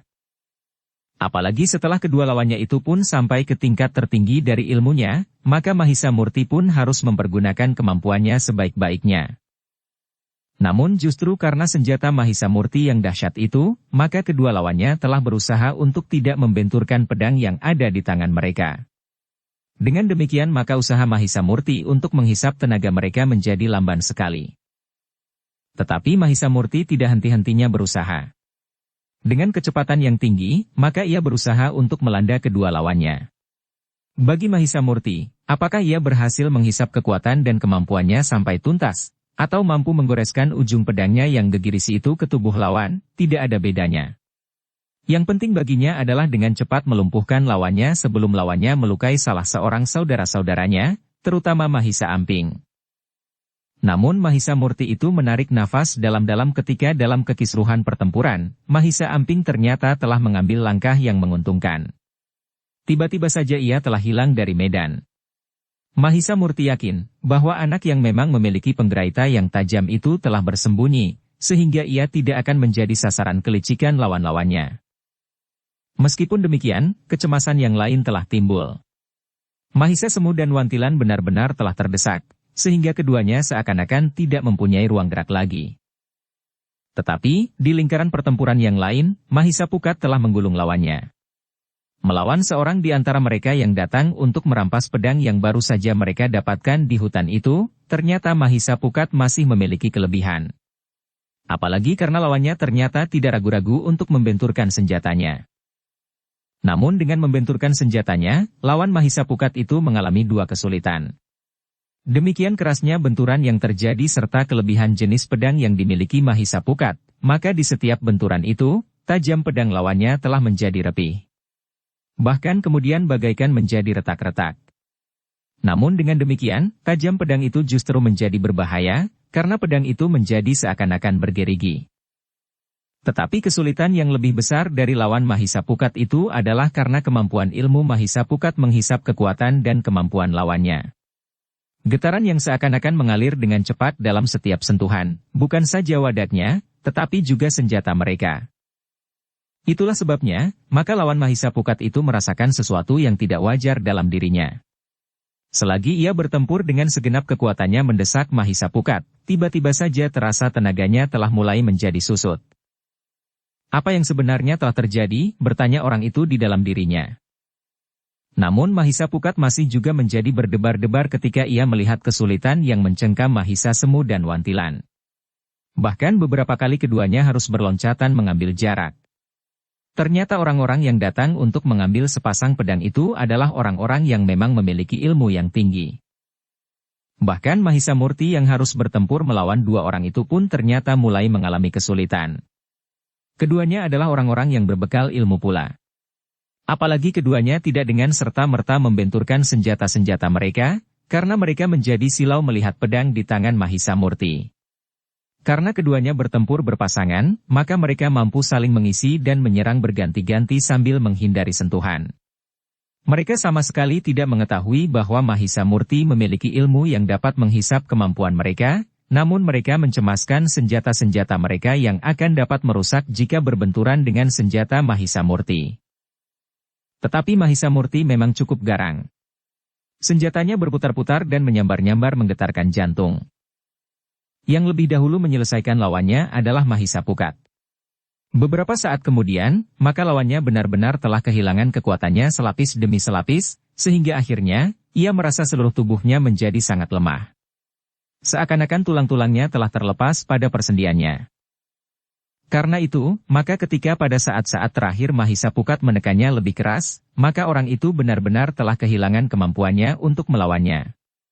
Bahkan senjatanya yang telah mirip dengan gergaji telah patah dan terlepas dari tangannya. Sementara itu, ia tidak lagi mampu berdiri tegak di atas kedua kakinya ketika Mahisa Pukat sempat mencengkam pergelangan tangannya beberapa saat. Demikian orang itu jatuh terduduk, maka Mahisa Pukat pun telah meloncat meninggalkannya. Ia pun segera berusaha untuk membantu Mahisa Semu dan Wantilan. Meskipun Mahisa Murti juga mengalami kesulitan, tetapi ia yakin bahwa Mahisa Murti dalam keadaan yang paling gawat, masih akan mampu melindungi dirinya dengan ilmunya. Kehadiran Mahisa Pukat telah membuat jantung Mahisa Semu dan Wantilan sedikit mengembang. Sebenarnya lah Mahisa Pukat langsung mengambil alih lawan Wantilan sambil berkata lantang. "Bantulah Mahisa Semu." Wantilan memang segera meninggalkan lawannya. Lawannya memang tidak dapat berbuat apa-apa. Ia tidak berani meremehkan Mahisa Pukat karena ia tahu bahwa Mahisa Pukat telah mampu mengalahkan lawannya yang terdahulu. Apalagi pedang Mahisa Pukat yang bagaikan menyemburkan lidah api ke segala penjuru itu merupakan senjata yang menggetarkan jantung. Namun orang itu tidak dapat ingkar. Ia harus bertempur melawannya. Apapun yang terjadi. Sementara itu, Wantilan telah bergabung dengan Mahisa Semu untuk melawan seorang di antara mereka yang ternyata juga memiliki ilmu yang tinggi. Ilmu pedang Mahisa Semu ternyata masih berada di bawah kemampuan lawannya itu. Namun bersama dengan Wantilan, maka Mahisa Semu menjadi sedikit dapat bernafas meskipun keduanya masih juga ragu, apakah mereka akan dapat mengalahkan orang itu. Dalam pada itu, Mahisa Murti masih harus bertempur melawan kedua orang lawannya. Ternyata kedua orang lawannya semakin lama terasa semakin sulit diatasi. Dengan demikian maka Mahisa Murti untuk beberapa saat harus bertahan saja sambil berusaha untuk setiap kali menyentuh senjata lawan. Setiap serangan yang datang, dalam batas kemungkinan, tidak dihindarinya. Tetapi ia berusaha menangkisnya dengan sepenuh tenaganya. Selain senjata lawannya itu menjadi repih pada tajamnya, ia pun berhasil mengurangi tenaga lawannya itu selapis demi selapis tipis. Tetapi ternyata yang tertua di antara orang-orang yang datang untuk merampas pedang itu memiliki ilmu yang tinggi pula. Meskipun pedangnya pada setiap benturan memberikan kesan yang aneh pada dirinya, namun ternyata kemampuan ilmu orang itu yang mengalir pada senjatanya telah menumbuhkan getaran udara yang memancarkan panas, menjalar menyentuh tubuh Mahisa Murti. Mahisa Murti yang mulai merasakan getaran udara panas itu merasa bahwa tekanan lawan-lawannya tentu akan menjadi semakin berat. Setiap ayunan senjata lawannya telah disertai dengan arus udara panas yang menampar tubuhnya. Sementara itu, lawannya yang seorang lagi, agaknya masih baru mulai sehingga udara yang terhempas oleh ayunan senjatanya masih belum terasa membakar tubuh. Namun Mahisa Murti masih saja bertekad untuk bertahan sambil berusaha selalu menangkis serangan lawannya, betapapun terasa udara panas menerpa tubuhnya. Namun Mahisa Murti ternyata memerlukan waktu yang lama. Hampir saja Mahisa Murti menjadi kehilangan kekang diri dan menghancurkan lawannya dengan serangan berjarak disertai dengan landasan ilmu Bajra Geninya. Namun sebelum ia melakukannya, maka Mahisa Murti mulai merasa tenaga lawannya itu melemah. Di samping kedua lawan Mahisa Murti yang mulai melemah perlahan-lahan, maka lawan Mahisa Pukat yang baru itu pun mengalaminya pula. Lebih cepat dari kedua lawan Mahisa Murti. Namun dalam pada itu, selagi pertempuran di antara mereka masih belum selesai, tiba-tiba saja terdengar putaran angin yang dahsyat menggerakkan dedaunan, dahan-dahan dan ranting-ranting pepohonan. Sementara itu, kedua orang lawan Mahisa Murti, lawan Mahisa Pukat dan lawan Mahisa Semu dan Wantilan, telah meloncat mengambil jarak. Mahisamurti dan saudara-saudaranya memang terkejut. Selain angin yang datang membadai itu, juga karena lawan-lawan mereka telah berloncatan surut. Namun mereka pun segera mendapat jawabnya. Dalam keadaan yang mencengkam itu, tiba-tiba saja di dalam kegelapan telah nampak sesosok tubuh yang berdiri tegak di atas batu pada sambil mengangkat tangannya dan berkata, "Berhentilah." Lawan-lawan Mahisamurti dan saudara-saudaranya itu pun telah melangkah surut. Sementara itu orang di atas batu padas itu berkata, "Aku sendiri telah datang ke arena. Karena itu, maka pertempuran itu tidak perlu lagi." Lawan-lawan Mahisamurti dan saudara-saudaranya itu pun telah bergeser menjauh. Sementara orang itu berkata lebih lanjut, "Biarlah aku sendiri mengambil pedang-pedang yang aku inginkan itu." Mahisamurti dan Mahisapukat telah melangkah saling mendekat. Demikian pula Mahisasemu dan Wantilan. Sementara itu, maka orang itu pun berkata kepada anak-anak muda yang membawa pedang yang dikehendaki oleh orang itu, "Anak-anak muda, aku datang untuk menyelesaikan persoalan ini dengan cepat. Nampaknya murid-muridku tidak dapat melakukannya, sementara waktu kami tidak terlalu banyak." "Siapa kau dan apa maksudmu?" bertanya Mahisamurti. "Maksudku sudah jelas. Aku ingin mengambil sepasang pedang yang kalian bawa itu," jawab orang itu. "Sedangkan siapa aku, agaknya kau tidak perlu mengetahuinya."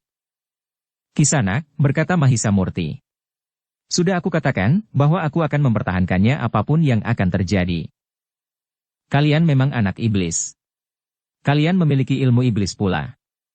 Kau sadap ilmu itu dari aku Sangling sedangkan nampaknya kau sadap ilmu yang licik itu dari aku Lemah Warah," berkata orang itu. "Lalu, tetapi ilmu yang kau tunjukkan kepadaku itu sama sekali tidak berarti apa-apa bagiku. Aku memang harus berpikir ulang jika aku harus bertempur dengan gurumu. Tetapi sayang, malam ini aku akan terpaksa membunuh kalian jika kalian tidak menyerahkan pedang itu." Mahisamurti dan Mahisapukat termangu-mangu sejenak.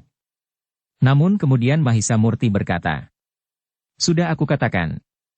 Apapun yang akan terjadi, kami akan mempertahankannya sepasang pedang ini." "Sayang," berkata orang itu, "kalian akan mati muda." Mahisamurti dan Mahisapukat tidak menjawab lagi. Namun mereka terkejut ketika mereka melihat dari tubuh orang itu seakan-akan mengepul awan yang tipis. Namun semakin lama menjadi semakin banyak. Seakan-akan kabut yang menyebar meliputi lingkungan itu, sehingga malam menjadi semakin gelap.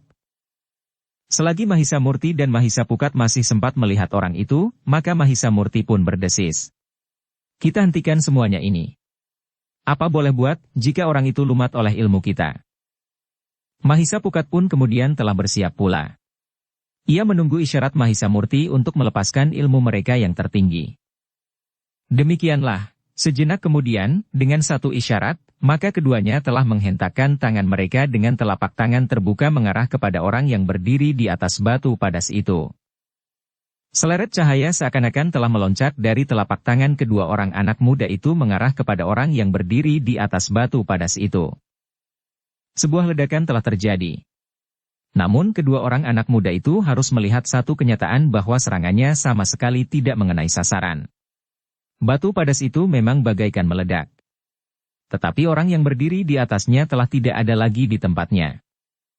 Sementara itu, maka kabut pun semakin lama menjadi semakin menyebar. Mahisamurti dan Mahisapukat memang menjadi gelisah. Apalagi Mahisasemu dan Wantilan. Mereka seakan-akan sudah tidak dapat melihat lagi. Kabut menjadi sangat tebal menyelimuti tempat itu. "Anak-anak," terdengar suara yang bergulung-gulung tanpa dapat diketahui arahnya. "Serahkan sepasang pedang itu atau kalian akan mati. Kabut itu memang tidak mengandung racun, karena aku tahu kalian memiliki penangkal racun. Namun dalam kabut kalian tidak akan dapat melawan aku. Penglihatanku dapat menembus kabut yang aku buat sendiri itu. Aku dengan mudah dapat mendekati kalian dan menikam jantung kalian. Kemudian memungut sepasang pedang itu. Tetapi aku akan membiarkan kalian tetap hidup jika kalian mau meletakkan pedang dan bergerak menjauh." Tidak terdengar jawaban. Mahisamurti dan Mahisapukat memang sudah bertekad untuk tidak menyerahkan pedang-pedang mereka apapun yang terjadi. Karena itu, maka mereka justru menggenggam pedang mereka semakin erat. "Tidak ada gunanya," berkata orang itu. "Tetapi baiklah. Agaknya kalian memang memilih kematian. Jangan salahkan aku jika kalian semuanya akan mati. Bukan hanya kedua anak muda yang membawa pedang saja. Tetapi kematian anak-anak muda yang lain akan kau serahkan saja kepada murid-muridku, agar mereka mendapatkan kegembiraan pula dalam perburuan sepasang pusaka itu. Mahisa Murti dan Mahisa Pukat yang sudah tidak dapat melihat pada jarak sepanjang hidung mereka itu pun memang menjadi semakin gelisah. Tetapi sama sekali tidak ada niat di hati mereka untuk menyerah dan meletakkan pusaka-pusaka itu. Namun dalam keadaan yang demikian, tiba-tiba saja terdengar suara kidung. Suara kidung yang ngelangut memecah suara-suara malam yang sepi. Mahisa Murti dan Mahisa Pukat mendengarkan suara kidung itu dengan penuh kecurigaan. Mungkin suara kidung itu adalah satu usaha lawannya melepaskan ilmunya yang lain untuk membunuh Mahisa Murti dan Mahisa Pukat. Tetapi anak-anak muda itu menjadi heran ketika kemudian telah bertiup angin. Mula-mula perlahan-lahan. Namun sejalan dengan irama kidung yang menghentak keras, maka angin yang bertiup pun terasa semakin kencang pula. Sedikit demi sedikit, angin itu ternyata telah mampu menguak kabut yang tebal, sehingga sejenak kemudian, jarak pandang anak-anak muda itu pun telah menjadi semakin jauh. Namun, anak-anak muda itu pun kemudian terkejut ketika mereka mendengar derap kaki dua orang yang sedang bertempur. Tetapi sejenak kemudian, keduanya mendengar salah seorang di antara mereka meloncat mengambil jarak, sehingga pertempuran itu pun telah berhenti. Bersamaan dengan itu, maka kabut pun menjadi semakin tipis, seakan-akan telah terkuak, sehingga dalam keremangan malam, anak-anak muda itu melihat dua orang yang saling berhadapan. Kau iblis, terdengar orang yang mengingini sepasang pusaka itu menggeram. Yang seorang lagi, ternyata pernah dilihat juga oleh Mahisa Murti dan Mahisa Pukat. Orang tua yang minta keduanya singgah di gubuknya. Orang tua itu berkata, "Aku sudah mengira bahwa kau akan datang untuk mengganggu anak-anak itu. Kenapa kau masih saja berbuat seperti itu? Sebaiknya kau biarkan saja kedua orang anak muda itu memiliki temuannya sendiri, kau tidak boleh iri. Kenapa kau tidak mencarinya sendiri sehingga kau akan dapat memilikinya? Aku, yang membuat keris itu dan kemudian memberikannya kepada anakku, tidak pernah berniat untuk merampasnya kembali. Tetapi kenapa kau justru melakukannya? Aku tidak peduli, geram orang yang mengingini sepasang pusaka itu. Aku hanya ingin memiliki sepasang pusaka itu siapapun yang akan aku hadapi. Sekarang, jika kau menghalangi niatku, kau akan aku habisi sama sekali." "Kabutmu tidak berarti apa-apa bagiku," berkata orang tua itu. "Kau kira aku hanya mampu bermain dengan kabut?" geram orang itu. "Aku akan membuktikan bahwa aku akan dapat membunuhmu. Ku hadapi. Sekarang, jika kau menghalangi niatku, kau akan aku habisi sama sekali." Orang tua itu tertawa. Katanya, "Baiklah. Jika kau memang merasa akan dapat membunuhku, lakukanlah. Tetapi aku pun telah memutuskan untuk membunuhmu.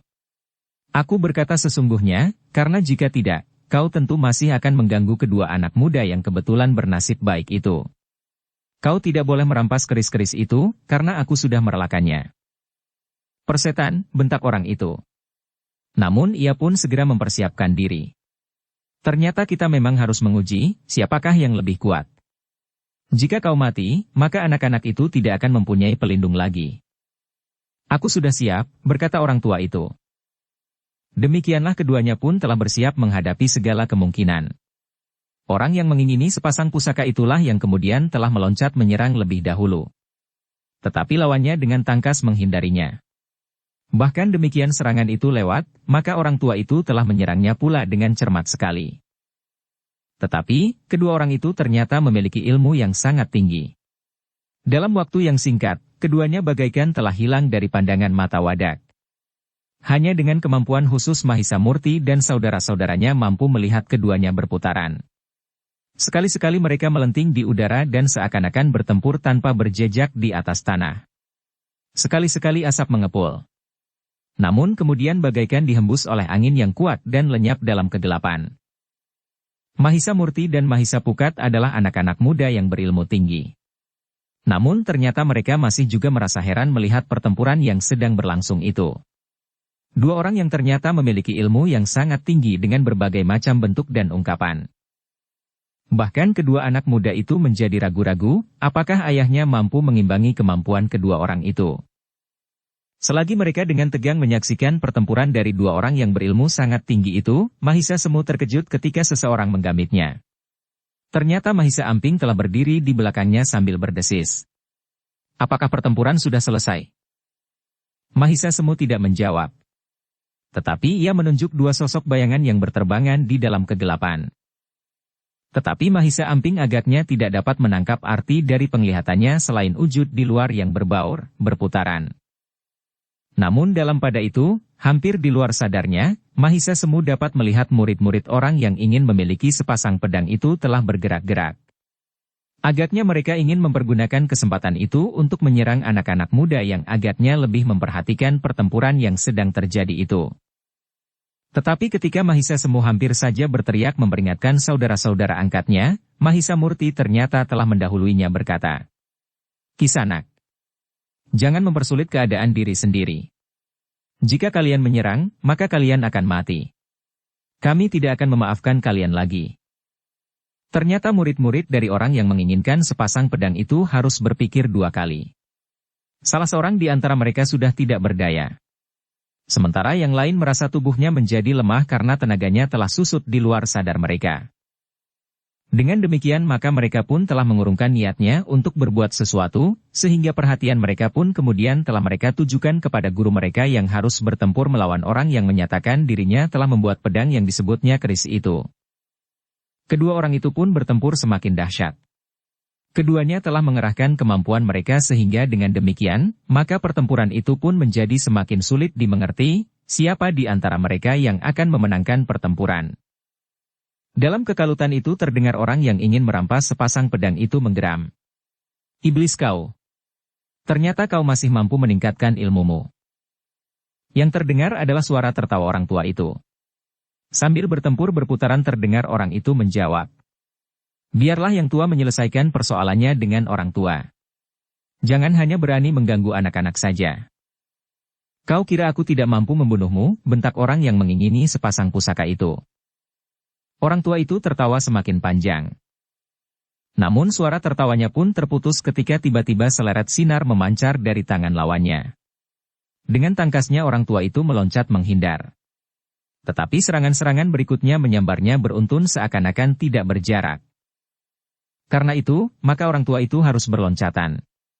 Namun orang tua itu justru meloncat semakin mendekati lawannya, sehingga satu saat ia sempat melontarkan pisau-pisau kecil ke arah lawannya, sambil meloncat berputar di udara. Serangan itu tidak terduga-duga. Karena itu, maka orang yang menginginkan sepasang pusaka itu, harus dengan serta-merta meloncat menghindar. Namun demikian ia tegak di atas kakinya, maka terdengar suara orang tua itu. "Nah, sekarang aku pun mendapat kesempatan." Lawannya tidak menjawab. Dengan serta-merta pula ia telah meluncurkan serangannya. Secercah cahaya telah menyambar ke arah lawannya. Tetapi orang tua itu telah sempat memusatkan nalar budinya membangunkan ilmunya. Karena itu, maka ia pun telah berbuat sebagaimana dilakukan oleh lawannya. Segumpal sinar telah memancar dan menyambar sinar yang datang menyerangnya. Satu benturan ilmu telah terjadi. Sebuah ledakan telah menghentak di kegelapan malam dengan melontarkan percikan cahaya yang menyilaukan. Namun sejenak kemudian, keduanya telah berloncatan sekali lagi. Keduanya telah saling menyerang dengan kekuatan ilmunya itu. Tidak dengan senjata sebagaimana telah dilakukan oleh orang tua itu sebelumnya. Cahaya yang menyilaukan telah meluncur sambar menyambar dari kedua arah.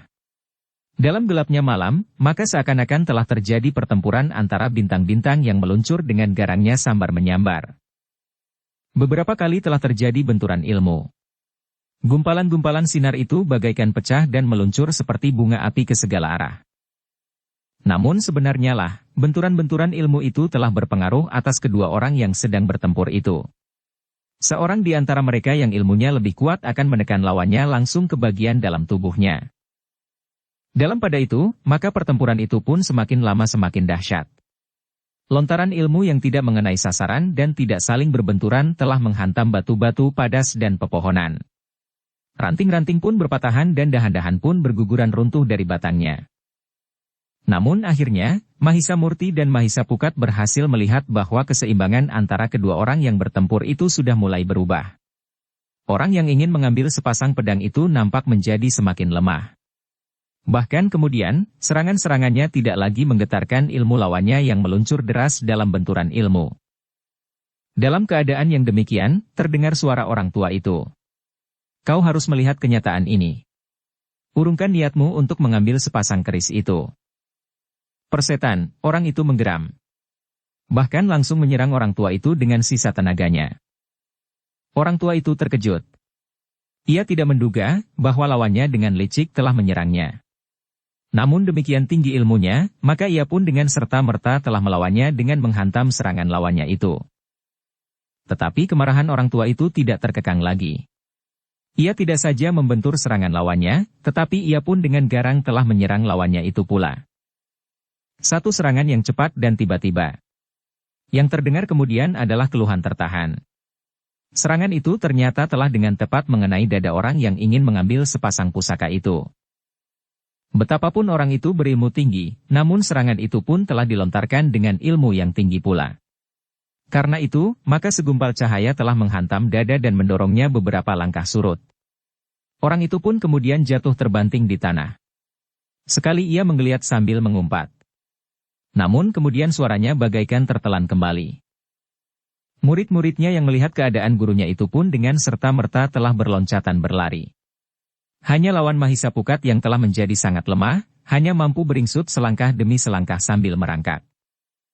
Ternyata Mahisa Pukat menjadi iba melihatnya. Ia pun kemudian telah mendekatinya dan memapahnya dan meletakkannya di sisi tubuh gurunya yang terdiam. Murid-muridnya telah menjadi kebingungan melihat keadaan gurunya. Bahkan ada di antara mereka yang telah mengguncang-guncang sambil memanggil-manggil. Guru, guru. Gurunya memang masih bernafas. Namun dadanya terasa sesak. Sekali ia mencoba mengangkat kepalanya. Namun ia sudah tidak mempunyai kekuatan sama sekali. Orang tua, yang mengaku telah membuat sepasang keris yang mirip dengan pedang itu telah mendekatinya. Dadanya sendiri juga merasa sesak. Tetapi ia masih cukup kuat dan tenaganya masih cukup besar untuk melakukan sesuatu jika perlu. Tetapi lawannya sudah tidak berdaya sama sekali. Orang tua itu pun kemudian berdiri di sebelah tubuh yang terbaring itu. Mahisa Murti dan saudara-saudaranya juga mendekatinya. Tetapi mereka masih cukup berhati-hati untuk mengambil jarak. Jangan tinggalkan kami guru, berkata salah seorang muridnya. Gurunya masih mencoba untuk berbicara. Aku sudah tidak kuat lagi. Jangan guru, teriak muridnya yang lain. Tetapi gurunya memang sudah sangat lemah. Dalam pada itu, orang tua yang termangu-mangu itu pun kemudian berkata, "Mundurlah. Biar aku yang mencobanya." Tetapi sorot mata murid-muridnya nampak curiga, sehingga orang tua itu berkata, "Jangan cemas bahwa aku akan membunuhnya. Jika aku ingin melakukannya, maka aku akan dapat membunuh bukan saja gurumu, tetapi bersama dengan kalian semuanya." Murid-muridnya itu termangu-mangu. Namun akhirnya mereka pun telah bergeser menjauh beberapa langkah. Demikian juga muridnya yang sudah kehabisan tenaga sama sekali itu. Dibantu oleh saudara seperguruannya, maka ia pun telah bergeser menjauh pula. Orang tua itu kemudian telah mengambil butiran-butiran obat dari kantong ikat pinggangnya yang besar. Kemudian memasukkannya 2 butir ke dalam mulut lawannya yang terluka parah itu. Sejenak orang tua itu menunggu. Namun sejenak kemudian orang yang terluka itu telah menggeliat kesakitan. Di luar sadar, murid-muridnya pun telah bergerak pula. Namun orang tua itu berkata, "Pertanda bahwa obatku masih juga dapat mengguncang bagian dalam tubuhnya yang terluka. Justru dengan demikian, kalian masih mempunyai harapan." Murid-muridnya terdiam. Sementara orang tua itu berkata, "Mudah-mudahan ia akan dapat hidup atas kemurahan yang maha agung. Ia tidak akan dapat memiliki ilmunya kembali. Sebagian besar ilmunya akan menjadi punah bersama dengan cacat yang dapat terjadi atas wadaknya." Murid-muridnya terkejut mendengar keterangan itu. Yang tertua di antara mereka bertanya terbata-bata, "Jadi maksudmu, guru tidak akan berilmu tinggi lagi?" Orang tua itu mengangguk kecil. Namun karena itu, muridnya yang tertua telah dengan serta-merta meloncat sambil berkata lantang, "Kau telah meracuni guruku." Mahisa Murti dan Mahisa Pukat dengan serta-merta telah bergeser pula. Tetapi orang tua itu masih saja tetap tenang. Dengan nada rendah ia berkata, "Jangan membuat persoalan baru. Kau tahu apa yang sudah terjadi. Karena itu, maka kau harus menilai keadaan ini dengan wajar."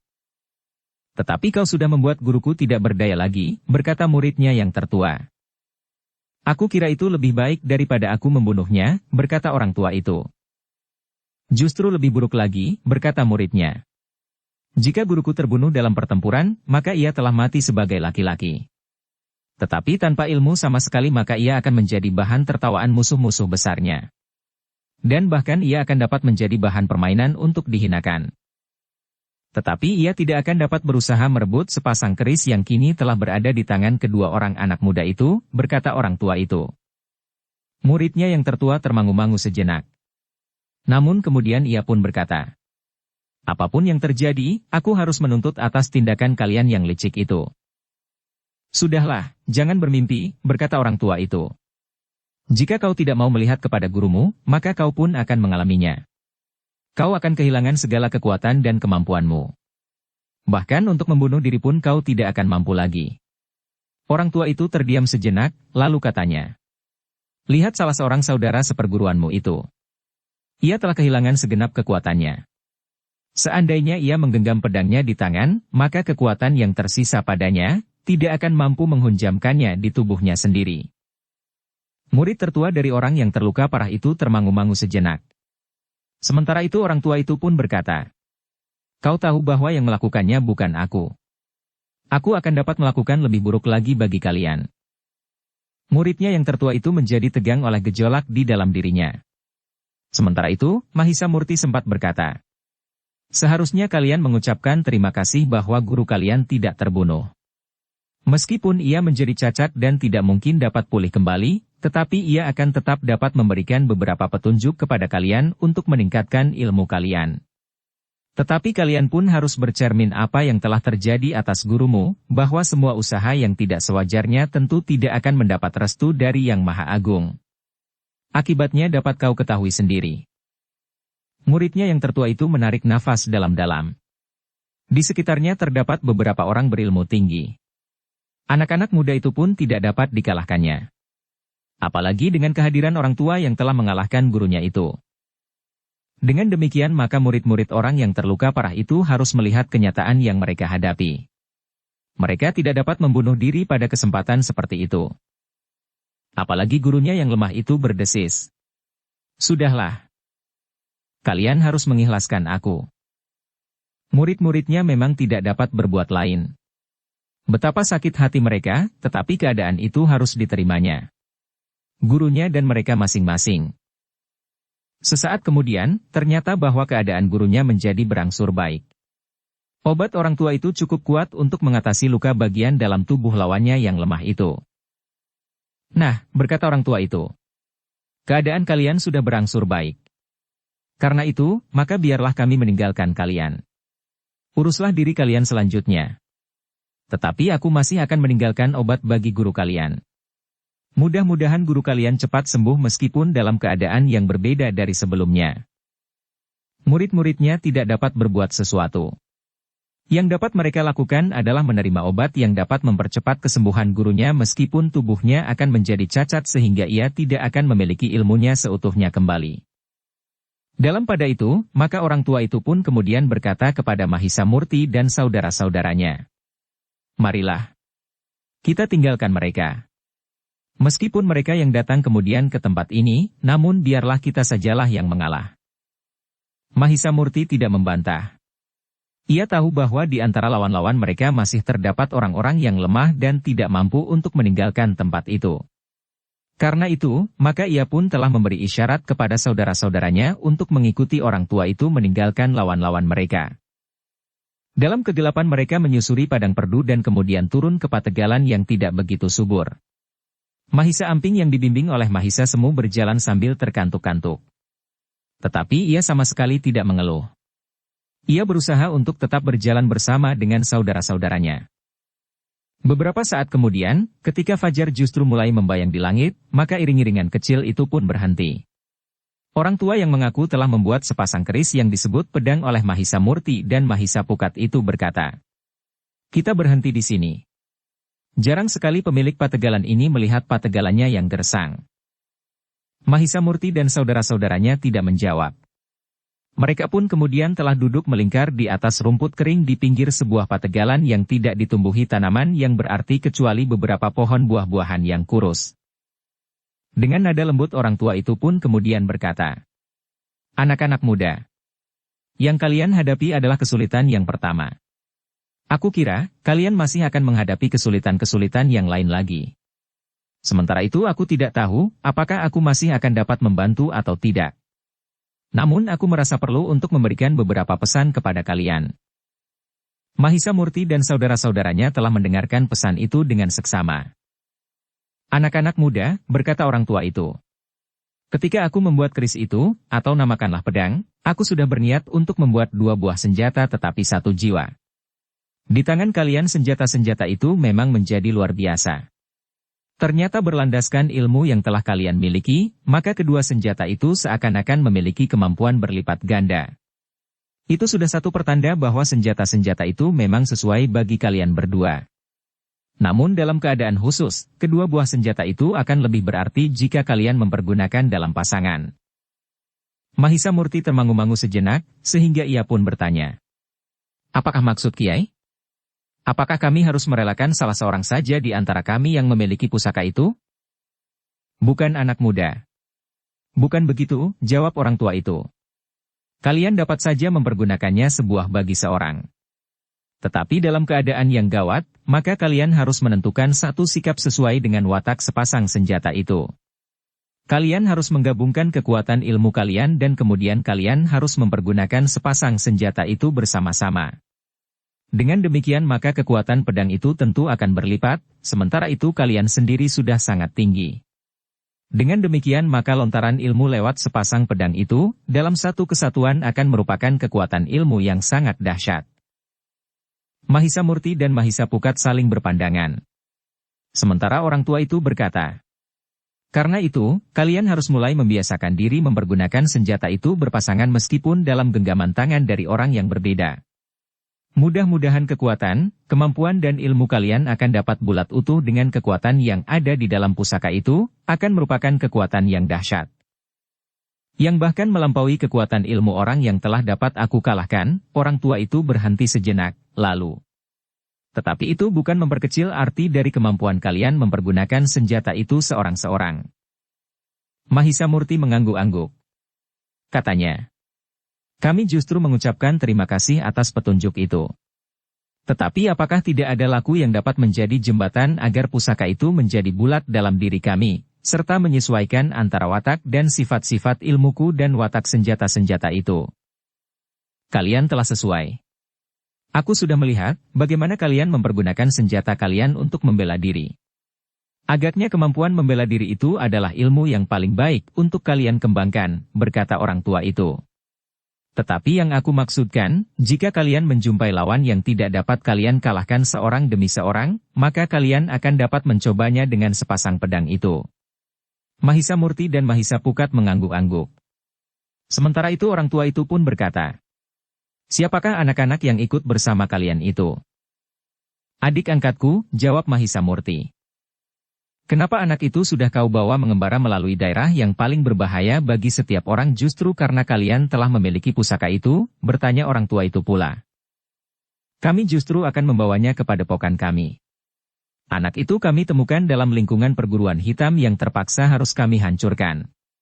Sementara itu, kami telah mengambil pula ilmu yang sudah diwarisinya serba sedikit dari perguruan itu." "Perguruan hitam?" bertanya orang tua itu. Mahisa Murti sempat menceritakan dengan singkat tentang anak yang bernama Mahisa Amping. Orang tua itu mengangguk-angguk. Katanya, "Ajari anak itu baik-baik.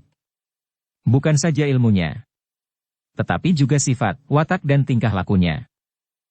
"Ya Kiai," jawab Mahisa Pukat. "Saat-saat kami membebaskan anak itu dari tangan dan pengaruh jiwani sebuah perguruan hitam, maka kami pun sudah melihat sesuatu pada anak itu. Tetapi aku pun sudah mengatakan kepada mereka, bahwa mereka justru pada saatnya harus bekerja keras." Orang tua itu mengangguk-angguk lemah. Namun kemudian katanya, Jika saja kalian masih bersedia menunda perjalanan kalian untuk waktu singkat. Mahisa Murti dan Mahisa Pukat saling berpandangan sejenak. Namun kemudian Mahisa Murti pun bertanya. Untuk apa Kiai? Aku ingin bercerita lebih banyak tentang sepasang keris itu. Wataknya dan kemungkinan-kemungkinannya. Aku sudah kehilangan anakku laki-laki yang di luar niatnya telah dibunuh oleh mertuanya, sehingga hidup ini rasa-rasanya terlalu sepi. Aku memang sudah menemukan seorang penggantinya. Namun bagaimanapun juga aku tidak dapat melupakan anakku itu, yang aku harapkan akan dapat menjadi tempat menumpang di hari tua, jawab orang tua itu. Jika hanya untuk 1-2 hari, aku kira kami tidak akan berkeberatan, berkata Mahisa Murti. Orang tua itu menarik nafas dalam-dalam. Katanya, peristiwa yang terjadi baru-baru ini merupakan satu peringatan bagi kalian. Tetapi agaknya kalian masih akan mengalaminya lagi. Mahisa Murti dan Mahisa Pukat memang tidak dapat menolak niat baik orang tua itu. Dengan peristiwa yang baru saja terjadi, maka anak-anak muda itu menjadi percaya sepenuhnya bahwa orang tua itu sama sekali tidak berniat buruk terhadap mereka.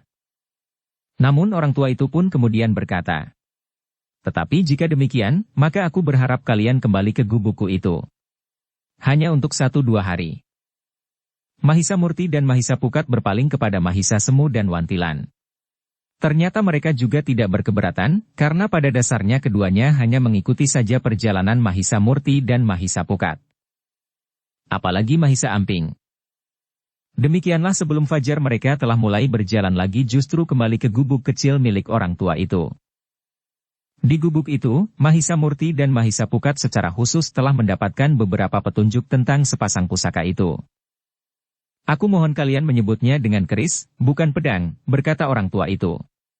Lalu katanya, karena saat membuatnya aku memang ingin membuat keris.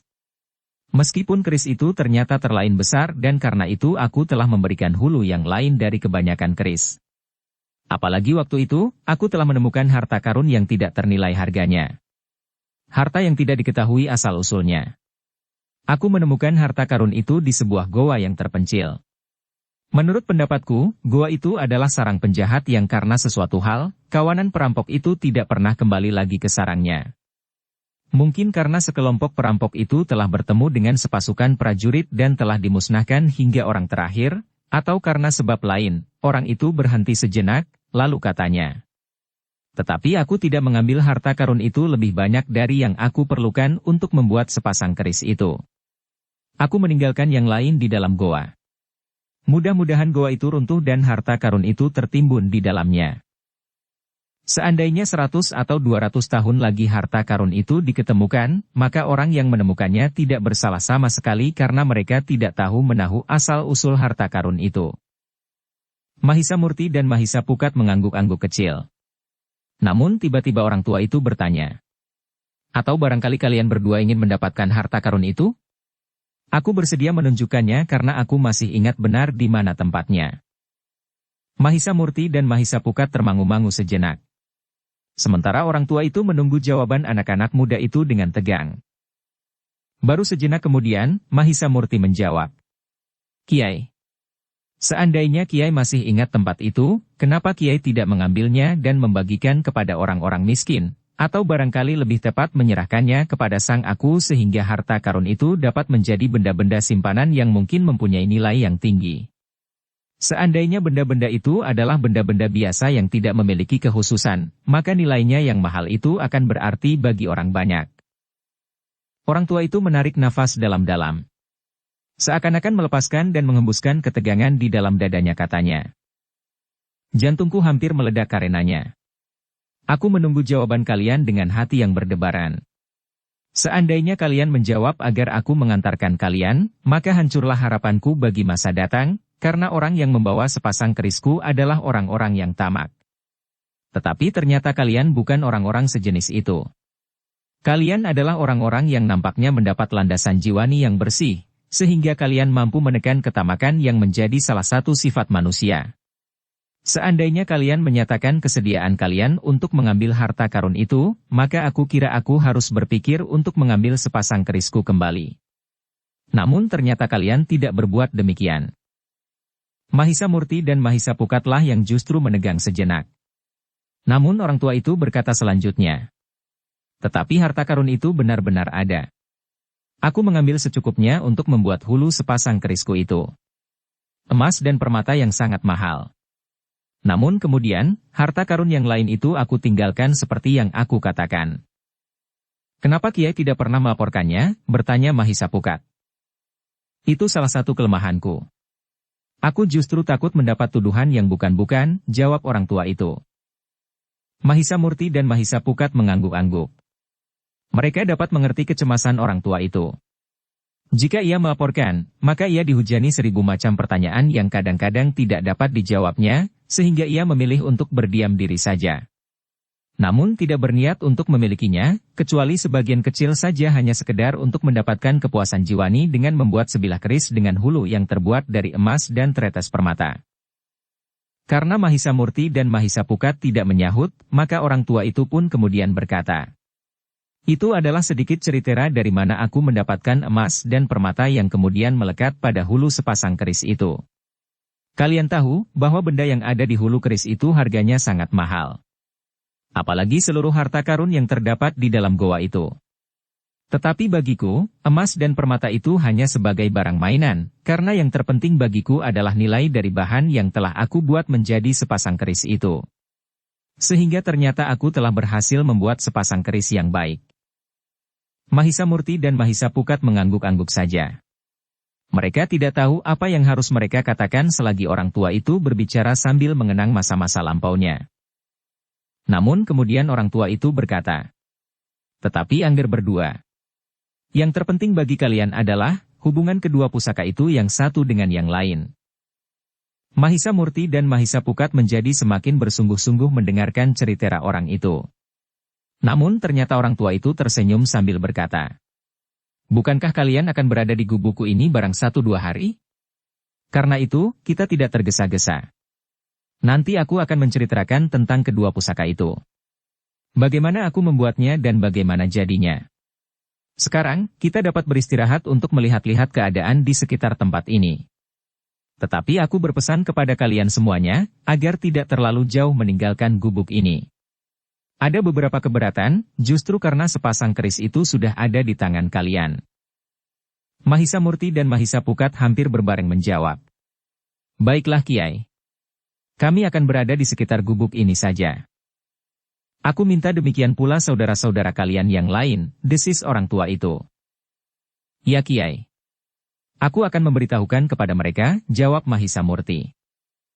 Namun sebelum Mahisa Murti dan Mahisa Pukat serta saudara-saudaranya keluar pintu gubuk itu, mereka terkejut mendengar suara gemeresak, seperti arus air yang datang mengalir mendekati gubuk itu. Wajah-wajah menjadi tegang. Mahisa Amping telah bergeser mendekati Mahisa Semu sambil berbisik. Banjir? Tetapi apakah ada sungai di dekat tempat ini? Mahisa Semu mengerutkan keningnya. Sambil menarik Mahisa Amping lebih dekat lagi ia berkata. Berhati-hatilah. Aku tidak tahu suara apa itu. Mahisa Murti dan Mahisa Pukat mencoba memperhatikan suara itu dengan saksama, sementara Wantilan telah bersiap-siap menghadapi segala kemungkinan. Namun dalam pada itu, murid orang tua itu telah melangkah masuk. Namun sebelum ia berkata sesuatu orang tua yang masih tetap tenang itu bertanya. Nagapasa? Ya Kiai, jawab orang yang baru masuk itu. Aku sudah mengira bahwa pada suatu saat ia akan mempergunakannya terhadapku, berkata orang tua itu. Lalu katanya. Baiklah, kita harus bersiap-siap. Tetapi ketika Mahisa Murti dan Mahisa Pukat bangkit, orang tua itu berkata. Duduklah Nger. Kita hanya akan menunggu saja. Ilmu Nagapasa adalah kekuatan yang jarang ada duanya, satu ilmu yang mampu menggerakkan berpuluh-puluh, bahkan beratus-ratus ekor ular untuk menyerang sasaran yang dikehendaki. Yang terdengar itu adalah memang arus banjir. Tetapi banjir ular. Karena itu, maka kalian harus bersiap-siap menghadapinya. Yang mendengar penjelasan itu terkejut. Betapapun berani dan nakalnya Mahisa Amping, namun mendengar keterangan itu, bulu-bulunya bagaikan berdiri. Tetapi kita tidak melawan kekuatan itu begitu saja. Kedua anak muda itu sudah aku ketahui, mempunyai penangkal racun betapapun keras racun itu. Tetapi bagaimana dengan yang lain? Mahisa Murti menggeleng sambil berkata. Mereka tidak mempunyai kekuatan penangkal racun itu, Kiai. Orang tua itu mengangguk-angguk kecil. Kemudian katanya, baiklah. Jika demikian maka kepada mereka harus diberikan penangkal racun itu. Tanpa menunggu jawaban maka orang tua itu telah mengambil butir-butir obat dari kantong ikat pinggangnya pula. Butir-butir obat yang berwarna merah menyala. Cepat, makanlah, berkata orang tua itu sambil memberikan kepada Mahisa Semu, Mahisa Amping dan Wantilan. Lalu katanya, sekarang kita bersiap menghadapi banjir itu. Kalian dengar bahwa arus itu menjadi semakin dekat. Kita akan melawannya di luar gubuk kecil ini. Demikianlah, maka sejenak kemudian orang tua itu telah melangkah keluar gubuknya, diikuti oleh muridnya, Mahisa Murti dan Mahisa Pukat, serta Mahisa Semu, Mahisa Amping dan Wantilan yang sudah menelan obat penangkal racun itu. Ketika mereka kemudian berdiri di luar gubuk, maka mereka masih belum melihat sesuatu. Mereka hanya mendengar arus itu bagaikan datang dari segala arah. Hati-hati, berkata orang tua itu. Arus itu sudah dekat. Lihat pepohonan yang bergerak-gerak. Ular itu memang bukan ular-ular raksasa yang nampak dari kejauhan. Tetapi ular itu adalah ular-ular kecil namun jumlahnya banyak sekali. Ular yang meskipun kecil, bahkan sebesar kelingking sekalipun, namun jika menggigit seseorang dalam keadaan wajar, maka orang itu tidak akan berumur panjang. Namun kalian telah mempunyai penangkal racun dan bisa. Mahisa Murti dan saudara-saudaranya pun kemudian telah memperhatikan pohon-pohon perdu di sekitar mereka. Mereka melihat gerumbul-gerumbul perdu itu berguncang-guncang seperti benar-benar telah diterpa oleh arus banjir. Bersiaplah, berkata orang tua itu. Ujung dari arus itu sudah dekat di hadapan dan bahkan di sekitar kita. Kita harus menghadap ke segala arah. Mahisa Murti dan Mahisa Pukat telah berada di tempat yang berlawanan arah pandang. Sementara itu Mahisa Murti masih berkata, hati-hati dengan Mahisa Amping. Kau harus berada di tengah dan pergunakan apa saja untuk menghalau ular yang sempat mendekatimu meskipun kau sudah tawar racun. Mahisa Amping memang berusaha untuk berada di tengah-tengah orang-orang yang akan bertahan terhadap serangan sekelompok ular yang tidak terhitung jumlahnya. Dalam pada itu, maka Mahisa Murti pun tiba-tiba bertanya, Kiai, apakah aku dapat mempergunakan serangan jarak jauh? Ya, tentu. Aku pun akan mempergunakan. Ternyata kalian memiliki kemampuan itu, bertanya orang tua itu. Serba sedikit Kiai, jawab Mahisa Murti. Bagus, jawab orang tua itu. Kita menghadap ke tiga arah. Mahisa Murti dan Mahisa Pukat masih menyesuaikan dirinya. Sementara itu, orang tua itu telah memberikan sebilah pisau belati panjang kepada Mahisa Amping. Bunuh saja ular yang mendekat. Awas, tiba-tiba orang tua itu memberikan isyarat. Sekarang kita dapat menyerang.